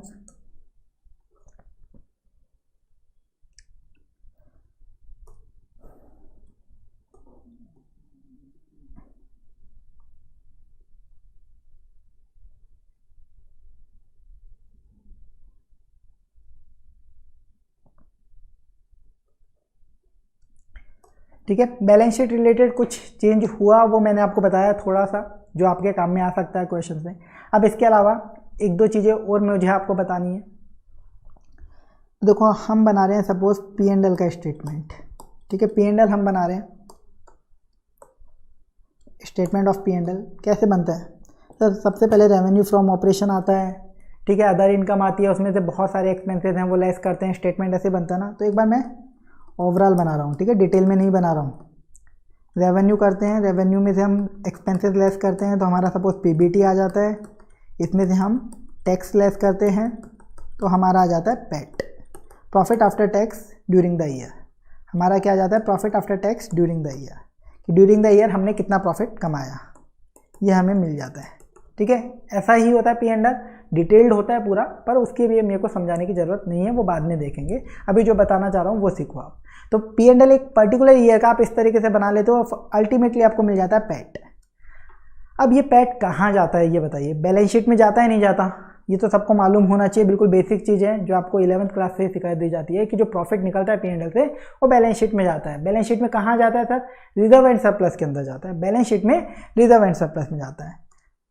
तो सर अभी मैं एक बार ओल्ड कोर्स की बात करूं, ये आपके एएस वाली बात करूं बैलेंस शीट की। एएस की जो बैलेंस शीट होती है इसमें आपको शेयर होल्डर फंड में रिजर्व एंड सरप्लस हेड दिखेगा, इसमें आप ये पैट ट्रांसफ़र करते हैं। रिजर्व एंड सरप्लस में भी बहुत सारे रिजर्व होते हैं, security premium, debenture redemption reserve, capital reserve, बहुत सारे रिजर्व हो सकते हैं। तो उसमें किस नाम से शो होता है रिजर्व एंड सरप्लस में? जनरली सर हम लोग तो P&L ही लिख दिया करते थे, P&L का बैलेंस P&L ही लिख दिया करते थे, या फिर जो आपका शेड्यूल 3 डिवीज़न 1 जो एएस का था वो बोलता था इसको आप सरप्लस या डेफिसिट के नाम पे बोलिए, इसको सरप्लस या डेफिसिट के नाम से आप लिखिए, ठीक है, बैलेंस शीट के अंदर। ये आप करते थे एएस में? बिल्कुल सर करते थे। अभी क्या होगा इंड एस में? क्या होगा? P&L बना लिया हमने, प्रॉफिट निकाल लिया, तो सर बैलेंस शीट में जाएगा? बिल्कुल जाएगा। कहाँ जाएगा? Reserve and surplus. Sir reserve and surplus तो गायब हो गया बैलेंस शीट से। अरे बैलेंस शीट में रिजर्व एंड सरप्लस की एक ब्रॉड कैटेगरी आ गई अदर इक्विटी नाम से, तो बैलेंस शीट में कहाँ जाएगा ये? अदर इक्विटी में। अदर इक्विटी के अंदर डिटेल अगर अपन जाएँ तो कहाँ जा रहा है? वही रिजर्व एंड सरप्लस में जा रहा है, क्योंकि बैलेंस शीट में अदर इक्विटी दिखा रहे हैं पर रिजर्व एंड सरप्लस गया का है, अदर इक्विटी में तो जा रहा है। तो बोल रहा हूँ ना, अदर इक्विटी का ब्रॉड क्लासिफिकेशन करते हैं फिर अब अपन नोट्स में, तो रिजर्व एंड सरप्लस में जा रहा है। तो रिजर्व एंड सरप्लस में सर किस नाम से दिखाएं? बहुत सारे रिजर्व आ रहे हैं रिजर्व एंड सरप्लस में, किस नाम से दिखाऊं मैं? तो सर वही P&L नाम लिख दूं? तो आपकी बार इंड एस में से P&L के नाम से नहीं लिखा जाता। इंड एस में जो भी आपका प्रॉफिट गया बैलेंस शीट में, जो भी आपने ड्यूरिंग द ईयर प्रॉफिट कमाया है, P&L से जो प्रॉफिट आया वो जब आप बैलेंस शीट में लेके जाओगे तो उसका नाम आप लिखोगे रिटेन्ड अर्निंग्स, रिटेन्ड अर्निंग्स, ठीक है। पहले भी लोग इसे बोल दिया करते थे रिटेन्ड अर्निंग्स, बट अब इंड एस का जो फाइनेंशियल स्टेटमेंट है उसमें क्लियर कट ये वर्डिंग लिखी है कि आप उसे रिटेन्ड अर्निंग के नाम से लिखोगे, ठीक है। तो आपको क्वेश्चन में कहीं भी रिटेन्ड अर्निंग दिखे तो समझ जाना वो क्या है? P&L से जो बैलेंस आया था जो बैलेंस शीट में गया, जो पी एंड एल से बैलेंस आया था बैलेंस शीट में गया। और सिंपल सी बात है, यहाँ पे आप पी एंड एल वर्ड लिख दोगे तो वो तो प्रॉफिट एंड लॉस हो गया। पी एंड एल से आप प्रॉफिट एंड लॉस ये पता करते हो इस साल में कितना कमाया, और उसको फिर बैलेंस शीट में रिजर्व एंड सरप्लस में इसलिए डाल देते हो कि भाई ये चलो हमारा प्रॉफिट इकट्ठा हो गया, आज तक हमने इतना प्रॉफिट इकट्ठा कर लिया, अब अगले साल वापस पी एंड एल बनाएंगे, प्रॉफिट कमाएंगे, वापस बैलेंस शीट में उसको इनकॉर्पोरेट कर लेंगे, तो हमें टोटल पता चलता जाएगा हमने टोटल अभी तक पैसा कितना इकट्ठा कर लिया। और इसी पर्पज से इसका नाम रखा गया रिटेन्ड अर्निंग्स। अर्निंग्स ऐसी जो हमने रिटेन कर ली हैं, ऐसी अर्निंग्स यानी ऐसा प्रॉफिट जो हमने रिटेन कर लिया, अपने पास इकट्ठा कर लिया। प्रॉफिट या लॉस जो भी होगा, प्रॉफिट होगा तो पॉजिटिव आ जाएगा और लॉस होगा तो नेगेटिव में आ जाएगा रिटेन्ड अर्निंग्स। क्लियर? तो इस नाम से आएगा, आपको समझ में आना चाहिए बस। रिटेन्ड अर्निंग दे रखा है यानी पी एंड एल का जो बैलेंस शीट में दे रखा है, पी एंड एल का बैलेंस शीट के अंदर बैलेंस दे रखा है। सपोज इस साल मैंने पी एंड एल में 10 लाख रुपीज़ कमाए, तो रिटेन्ड अर्निंग्स करंट ईयर में कितनी शो हो जाएंगी? 10 लाख रुपीज़ की। ठीक है, ये मान लो मेरा फर्स्ट ईयर था। नेक्स्ट ईयर मैंने 15 लाख और कमा लिए, नेक्स्ट ईयर 15 लाख और कमा लिए, तो मेरा नेक्स्ट ईयर रिटेन्ड अर्निंग्स में से बैलेंस कितना बचेगा? 25 लाख। अज्यूम करते हैं कि हमने अभी तक रिटेन्ड अर्निंग में से कोई भी पैसा नहीं निकाला। ठीक है, तो ऐसे रिटेन्ड अर्निंग में आता है, ये चीज़ आपको मालूम है। बस अब इसका नाम दिखेगा रिटेन्ड अर्निंग के नाम से। अभी तक तो हम इसे generally P and L balance लिख दिया करते थे या सरप्लस डेफिसिट, बट अब ये रिटेन्ड अर्निंग के नाम से दिखेगा। तो क्वेश्चन में कभी भी रिटेन्ड अर्निंग दिखे तो आपको समझ में आना चाहिए क्या चीज़ की बात हो रही है।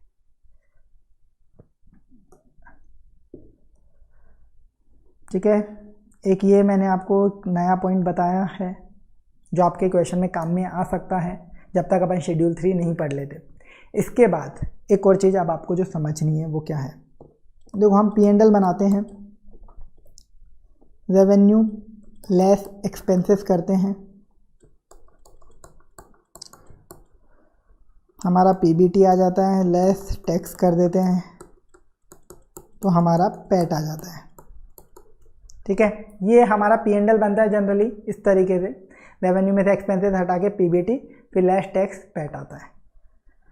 बैलेंस शीट में जो रिजर्व एंड सरप्लस है, बैलेंस शीट में जो रिजर्व एंड सरप्लस है जो कहाँ जा रहा है? अदर इक्विटी के अंदर जो रिजर्व एंड सरप्लस है। तो सर रिजर्व एंड सरप्लस मैं क्या बोल दूँ, ऐसा बोल दूँ पी एंड एल एक बॉक्स है, पी एंड एल एक डब्बा है जिसमें सारी इनकम रख दी गई और सारे एक्सपेंसेस रख दिए गए, उनका नेट कर लिया गया, एक डब्बे में सारी इनकम और एक्सपेंसेस डाल दिए गए।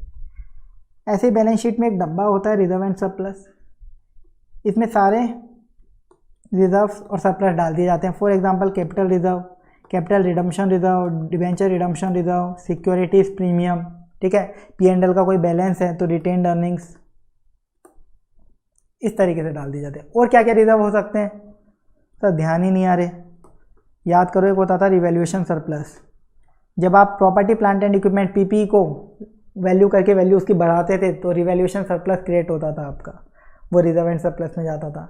इसके अलावा एक आइटम होता है FCTR, आपका जो AS होता था AS 11 इंटरमीडिएट में, फॉरेन करेंसी ट्रांसलेशन रिजर्व, किसी नॉन इंटीग्रेटेड फॉरेन ऑपरेशन का पैसा जब आप कन्वर्ट करते थे, उसको ट्रांसलेट करते थे उसके फाइनेंशियल स्टेटमेंट्स को अपनी करेंसी में, तो उसका जो डिफरेंस आता था उसे आप FCTR का नाम देते थे और वो भी रिजर्व एंड सरप्लस में आप लेके जाते थे। ठीक है, वो भी रिजर्व एंड सरप्लस में आप लेके जाते थे। FCTR कहाँ शो होता था? Reserve and surplus. तो रिजर्व एंड सरप्लस एक डब्बा है जिसमें बहुत सारे आइटम रख दिए जाते हैं।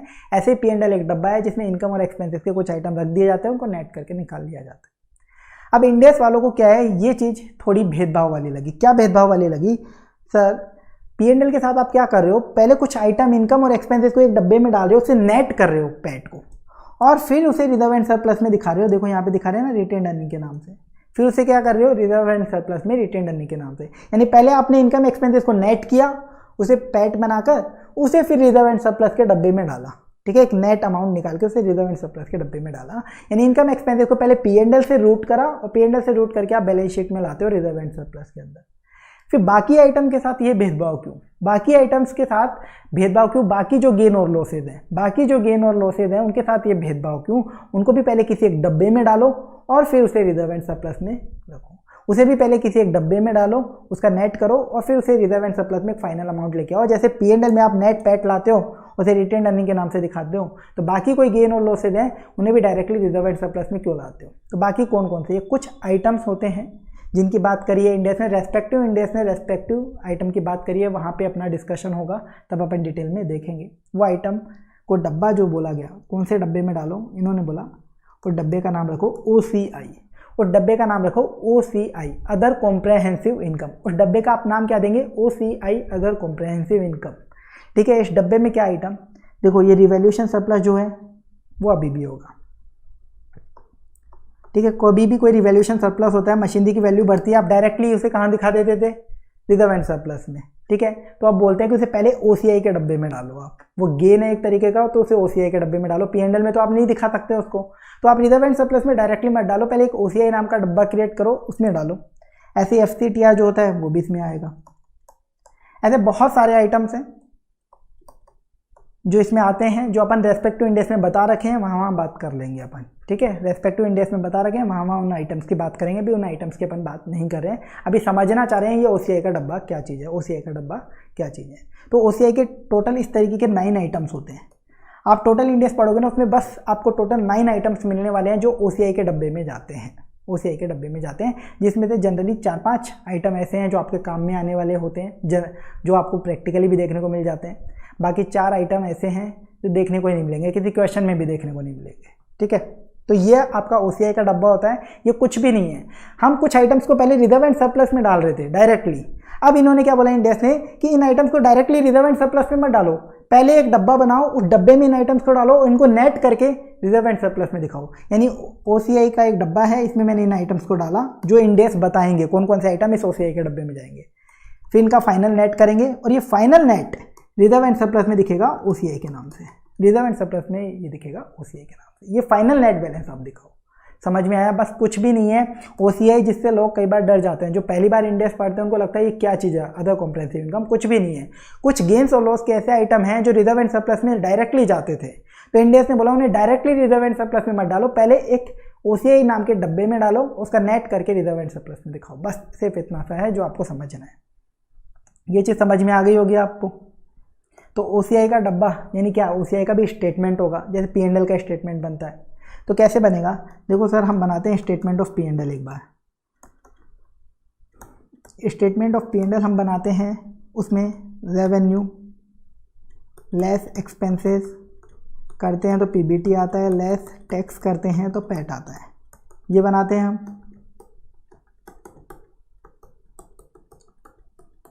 इस तरीके से बनाते हैं। तो अब आपको ओसीआई का डब्बा बनाना है, तो ओसीआई का जो स्टेटमेंट बनाना है उसे आप अलग से मत बनाइए। इंडेक्स क्या बोलता है वो आपको अलग से नहीं बनाना, स्टेटमेंट ऑफ पीएनएल में ही सेकंड पार्ट बना दीजिए। जो आप नॉर्मल प्रॉफिट निकाल रहे हैं पीएनएल से, उसे आप पैट बोलते हैं, जो नॉर्मल आपको निकालना है उसी तरीके से उसे आप बोल दीजिए स्टेटमेंट ऑफ पीएनएल का फर्स्ट पार्ट, और स्टेटमेंट ऑफ पीएनएल का सेकंड पार्ट में आप ओसीआई का डब्बा बना लीजिए, ओसीआई की कैलकुलेशन। बस इतना सा करना है। ओसीआई में भी फिर 2 क्लासिफिकेशन हो जाते हैं, items that will not be reclassified to P&L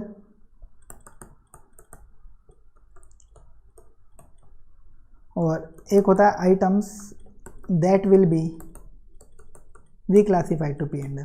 बाद में आएंगी ये सारी चीज़ें, अभी ना सोचना है इनके बारे में और ना ही नोट करने की ज़रूरत है, बस सिर्फ समझा रहा हूँ कि ऐसी चीज़ें होगी। ओसीआई नाम की भी एक चीज़ होती है, एग्जिस्ट करती है। तो ओसीआई का जब स्टेटमेंट बनेगा कोई अलग से नहीं बनाना, जैसे बैलेंस शीट अलग से बनाते हैं, पीएनएल अलग से, कैश फ्लो अलग से, ऐसे ओसीआई के लिए अलग से स्टेटमेंट नहीं बनाना। जो पीएनएल बनाओगे ना उसी में सेकंड पार्ट दे देना, सेकंड पार्ट की हेडिंग डाल देना ओसीआई, और उसी में आगे आप कैलकुलेट कर लेना। तो ओसीआई में भी 2 हेडिंग बनती है। ओसीआई में ऐसे आइटम्स हम डालें जो कि पीएनएल में कभी नहीं जाएंगे इन फ्यूचर, पीएनएल में कभी भी नहीं जाएंगे इन फ्यूचर, या तो वो जिंदगी भर ओसीआई में रखे रहेंगे या किसी और जगह चले जाएंगे, ठीक है, किसी और जगह उनका क्लासिफिकेशन हो जाएगा। और ओसीआई में कुछ ऐसे आइटम जो हम आज डाल रहे हैं पर फ्यूचर में कोई स्पेसिफिक कंडीशन मीट होने पर वो पीएनएल में चले जाएंगे, तो वो आएंगे कौन से हेड में, item that will be reclassified to P and L. तो 2 हेडिंग होती है। वो ऐसे कौन कौन से आइटम है, तो जब हमारे किसी इंडेक्स में ओसीआई का आइटम आएगा उसी के साथ वो चीज़ भी डिस्कस कर लेंगे अपन, ठीक है। तो अभी वो सब याद रखना नहीं है। तो देखो इसमें क्या हुआ हमारा, सपोज यहाँ आया रिवैल्यूएशन सरप्लस, तो उसका अमाउंट दिखाया, इसमें आया मान लो एफसीटीआर, इसका अमाउंट दिखाया, ये कर लिया मैंने ओसीआई का नेट, मैंने ओसीआई का नेट कर लिया टोटल इन दोनों चीज़ों का, इन दोनों फिगर्स का। तो ये आ गई मेरी अदर कॉम्प्रहेंसिव इनकम। पीएनएल का फर्स्ट पार्ट में पैट निकाला, सेकंड पार्ट में अदर कॉम्प्रहेंसिव निकाली, फिर आप करोगे टोटल कॉम्प्रहेंसिव इनकम, फिर आप निकालोगे टोटल कॉम्प्रहेंसिव इनकम। ये क्या होगी, ये कुछ भी नहीं है, PAT plus OCI, profit after tax जो फर्स्ट पार्ट में निकाला पीएनएल के, और पीएनएल के सेकंड पार्ट में जो ओसीआई निकाला, इन दोनों का टोटल ही आपका क्या होता है, टोटल कॉम्प्रहेंसिव इनकम। बस ये है आपका स्टेटमेंट ऑफ P&L जो बनता है। डिटेल में बाद में देखेंगे, बस अभी जो बनाना था उतना मैंने आपको बता दिया। तो इसी वजह से जो IFRS वाले लोग हैं ना, इसे स्टेटमेंट ऑफ कॉम्प्रहेंसिव इनकम बोलते हैं, क्योंकि ये प्रॉफिट एंड लॉस नॉर्मल वाला तो बताता ही है, जो एक नई चीज़ है इंड AS में OCI वो भी बताता है ये, ठीक है। लेकिन हम लोगों ने इसे स्टेटमेंट ऑफ P&L ही नाम रखा, अपन ने नाम चेंज नहीं करा है इंड AS के अंदर। क्लियर? तो ये जो पैट आता है ये रिजर्व एंड सरप्लस में रिटेन्ड अर्निंग के नाम से दिख जाएगा। ये OCI है, ये वहाँ पे आपको अदर इक्विटी में OCI के नाम से दिख जाएगा। बस इतना होगा। मतलब ये कुछ आइटम है, रिवैल्यूएशन सरप्लस, FCTR, ये सब पहले हम रिजर्व एंड सरप्लस में डायरेक्टली शो कर देते थे। अभी अपन इस तरीके से शो करेंगे, पहले OCI के डब्बे में डालेंगे फिर नेट लेके जाएंगे। क्लियर? तो ये आपको समझ में आ गया होगा। बस यही आपको समझना था इंड AS में स्पेसिफिक चीज़ जो मैंने आपको बताई। एक बार मैं इसे रिमूव कर देता हूँ।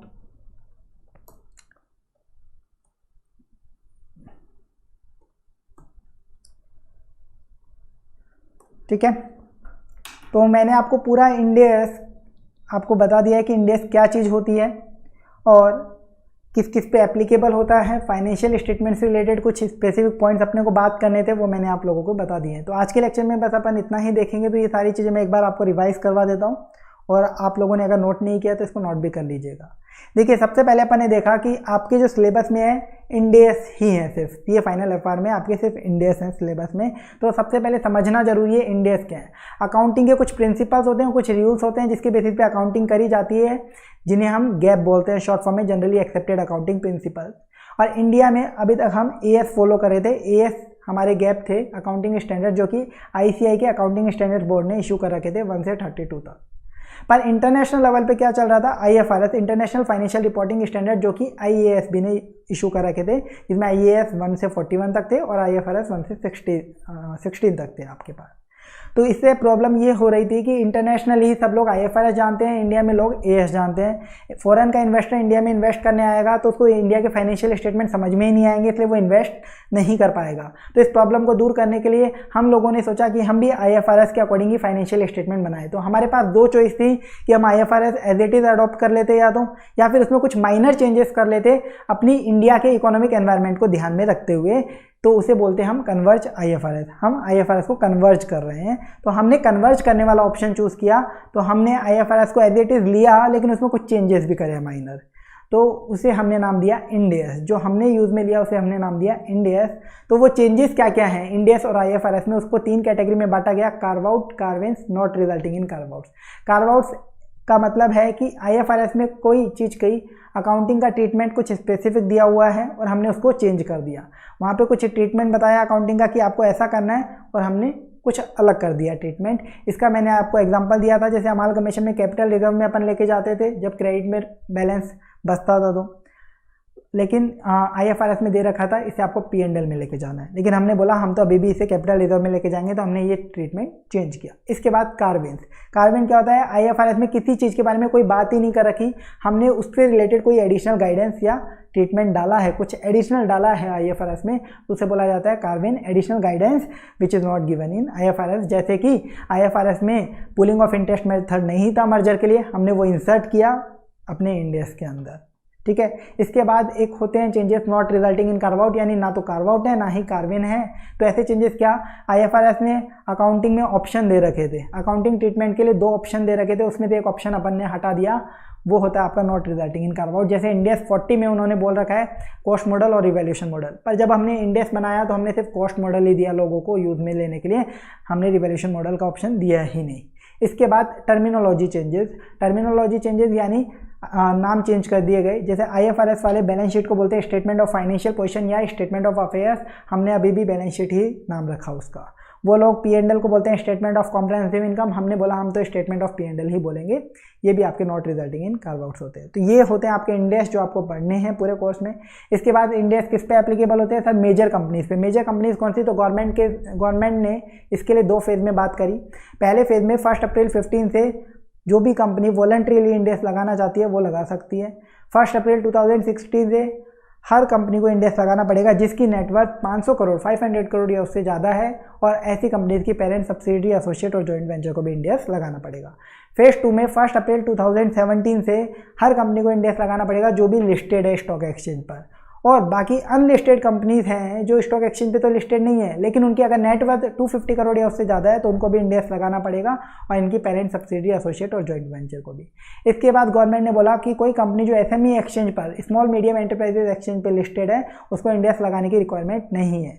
लेकिन अगर किसी कंपनी ने एक बार ज़िंदगी में इंडेक्स लगा लिया अपने फाइनेंशियल स्टेटमेंट पर तो उसको ज़िंदगी भर इंडेक्स ही अप्लाई करने पड़ेंगे, ये भी गवर्नमेंट ने बोला। इसके बाद इंडेक्स अप्लाई होंगे एनबीएफसी पर। इसमें भी 2 फेज़ में वर्किंग करी गई। फर्स्ट फेज़ में बोला गया कि 1 अप्रैल 18 से हर एनबीएफसी को मैंडेटरीली इंडेक्स लगाना पड़ेगा अगर उसकी नेटवर्थ 500 करोड़ या उससे ज़्यादा है, और इसकी पेरेंट, सब्सिडियरी, एसोसिएट और जॉइंट वेंचर को भी। फेज 2 में बोला गया 1 अप्रैल 19 से हर एनबीएफसी को इंडेक्स लगाना है अगर वो लिस्टेड है तो, और अगर एनबीएफसी लिस्टेड नहीं है तो उसकी नेटवर्थ अगर 250 करोड़ या उससे ज़्यादा है तो उसको इंडेक्स लगाना है, और parent, subsidiary, associate, joint venture को भी। इसके बाद गवर्नमेंट ने बोला कि एनबीएफसी इंडेक्स वॉलंटरी बेसिस पे अप्लाई नहीं कर सकते। किसी एनबीएफसी की नेटवर्थ सपोज 10 करोड़ है और वो लिस्टेड भी नहीं है तो उस पर इंडेक्स अप्लाई नहीं होते, तो वो इंडेक्स अप्लाई नहीं कर सकती, वॉलंटरी बेसिस पे भी नहीं कर सकती। इसके बाद banks excluding regional rural banks पे भी इंडेक्स अप्लाई होंगे, पर उसकी अभी कोई डेट गवर्नमेंट ने दी नहीं है, कोई कंडीशन बताई नहीं है, बोला अभी डेफर कर रहा हुआ है। सेम इंश्योरेंस कंपनी पे भी अप्लाई होंगे पर इसको भी अभी डेफर किया हुआ है गवर्नमेंट ने, जब तक नोटिस नहीं दे। इसके बाद अपन ने देखा फाइनेंशियल स्टेटमेंट्स जब आप बनाएंगे, अपने अकाउंट्स प्रिपेयर करेंगे तो फाइनेंशियल स्टेटमेंट्स कैसे बनाते हैं। कंपनीज के फाइनेंशियल स्टेटमेंट्स के लिए शेड्यूल 3 में फॉर्मेट दिया हुआ है, शेड्यूल 3 ऑफ कंपनीज एक्ट 2013। इस शेड्यूल को 3 पार्ट्स में डिवाइड कर रखा है। डिवीजन 1 बताता है उन कंपनीज के लिए फाइनेंशियल स्टेटमेंट जो एएस फॉलो कर रही हैं। डिवीजन 2 ऐसी कंपनीज के लिए फाइनेंशियल स्टेटमेंट्स का फॉर्मेट देता है जो इंड एएस फॉलो कर रही हैं, और डिवीजन 3 ऐसी कंपनीज के लिए फाइनेंशियल स्टेटमेंट का फॉर्मेट देता है जो कि एनबीएफसी हैं और इंड एएस फॉलो कर रही हैं। ठीक है, तो हमारे लिए काम का है डिवीजन 2 जो इंड एएस फॉलो करने वाली कंपनीज का फाइनेंशियल स्टेटमेंट। फाइनेंशियल स्टेटमेंट्स में जनरली 5 चीज़ें होंगी। बैलेंस शीट, पी&एल का statement, statement of changes in equity जो आप लोगों के लिए नई चीज़ है, और स्टेटमेंट ऑफ कैश फ्लोज, लेकिन इसका फॉर्मेट इंड एएस 7 बात करता है इसके बारे में, और नोट्स टू अकाउंट्स, ये आपके फाइनेंशियल स्टेटमेंट्स होते हैं। इनको अपन डिटेल में बाद में देखेंगे जब इनकी ज़रूरत होगी। शेड्यूल 3 को जब अपन डिटेल में देखेंगे, अभी अपन ने डिटेल में नहीं देखा है। आपके जो एएस के अकॉर्डिंग आप फाइनेंशियल स्टेटमेंट देखते थे और इंड एएस के अकॉर्डिंग जो आपने फाइनेंशियल स्टेटमेंट्स अब आपको ज़रूरत पड़ेगी बनाने की, तो उसमें कुछ माइनर चेंजेस थे जो मैंने आपको बताए ताकि किसी क्वेश्चन में रेफरेंस आए तो हम समझ पाएँ। जैसे एएस में पहले बैलेंस शीट में लाइबिलिटीज़ आती थी, फिर असेट्स। अब इंड एएस में पहले असेट्स आती हैं बैलेंस शीट में, फिर इक्विटी एंड लाइबिलिटीज़। इसके बाद दूसरा चेंज मैंने आपको बताया था कि उनकी इक्विटी एंड लाइबिलिटी जब एएस में आती थी तो पहला पॉइंट होता था शेयर होल्डर्स फंड, जिसमें share capital, reserve and surplus, ये सारी चीज़ें होती थी।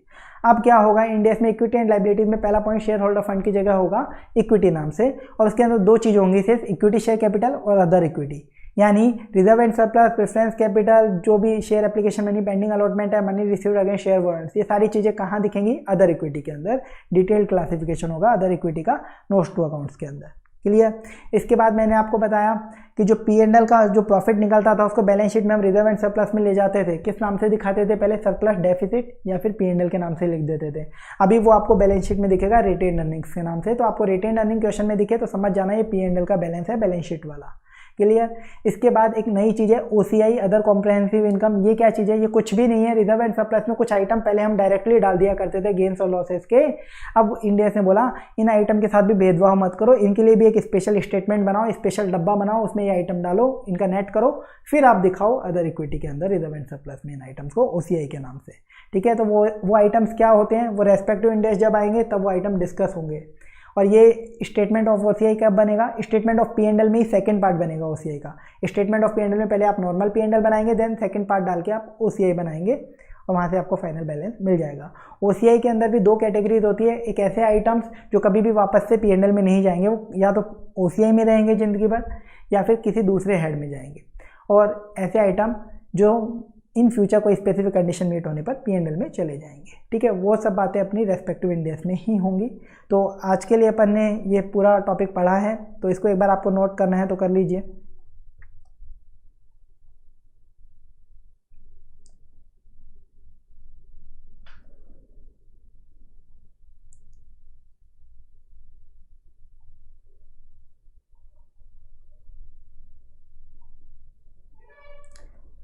ठीक है, तो ये आपका मैंने इंट्रोडक्शन दिया है एफआर का कि एफआर में आप क्या सीखने वाले हो, क्या पढ़ने वाले हो। ये एग्ज़ाम के पॉइंट ऑफ व्यू से लेक्चर नहीं था कि ये चीज़ें याद करनी है, ये कुछ याद नहीं करने, बस आपको पता होना चाहिए ऐसा कुछ अब आप पढ़ने वाले हो। ठीक है, तो आज के लिए बस इतना ही। Thank you so much.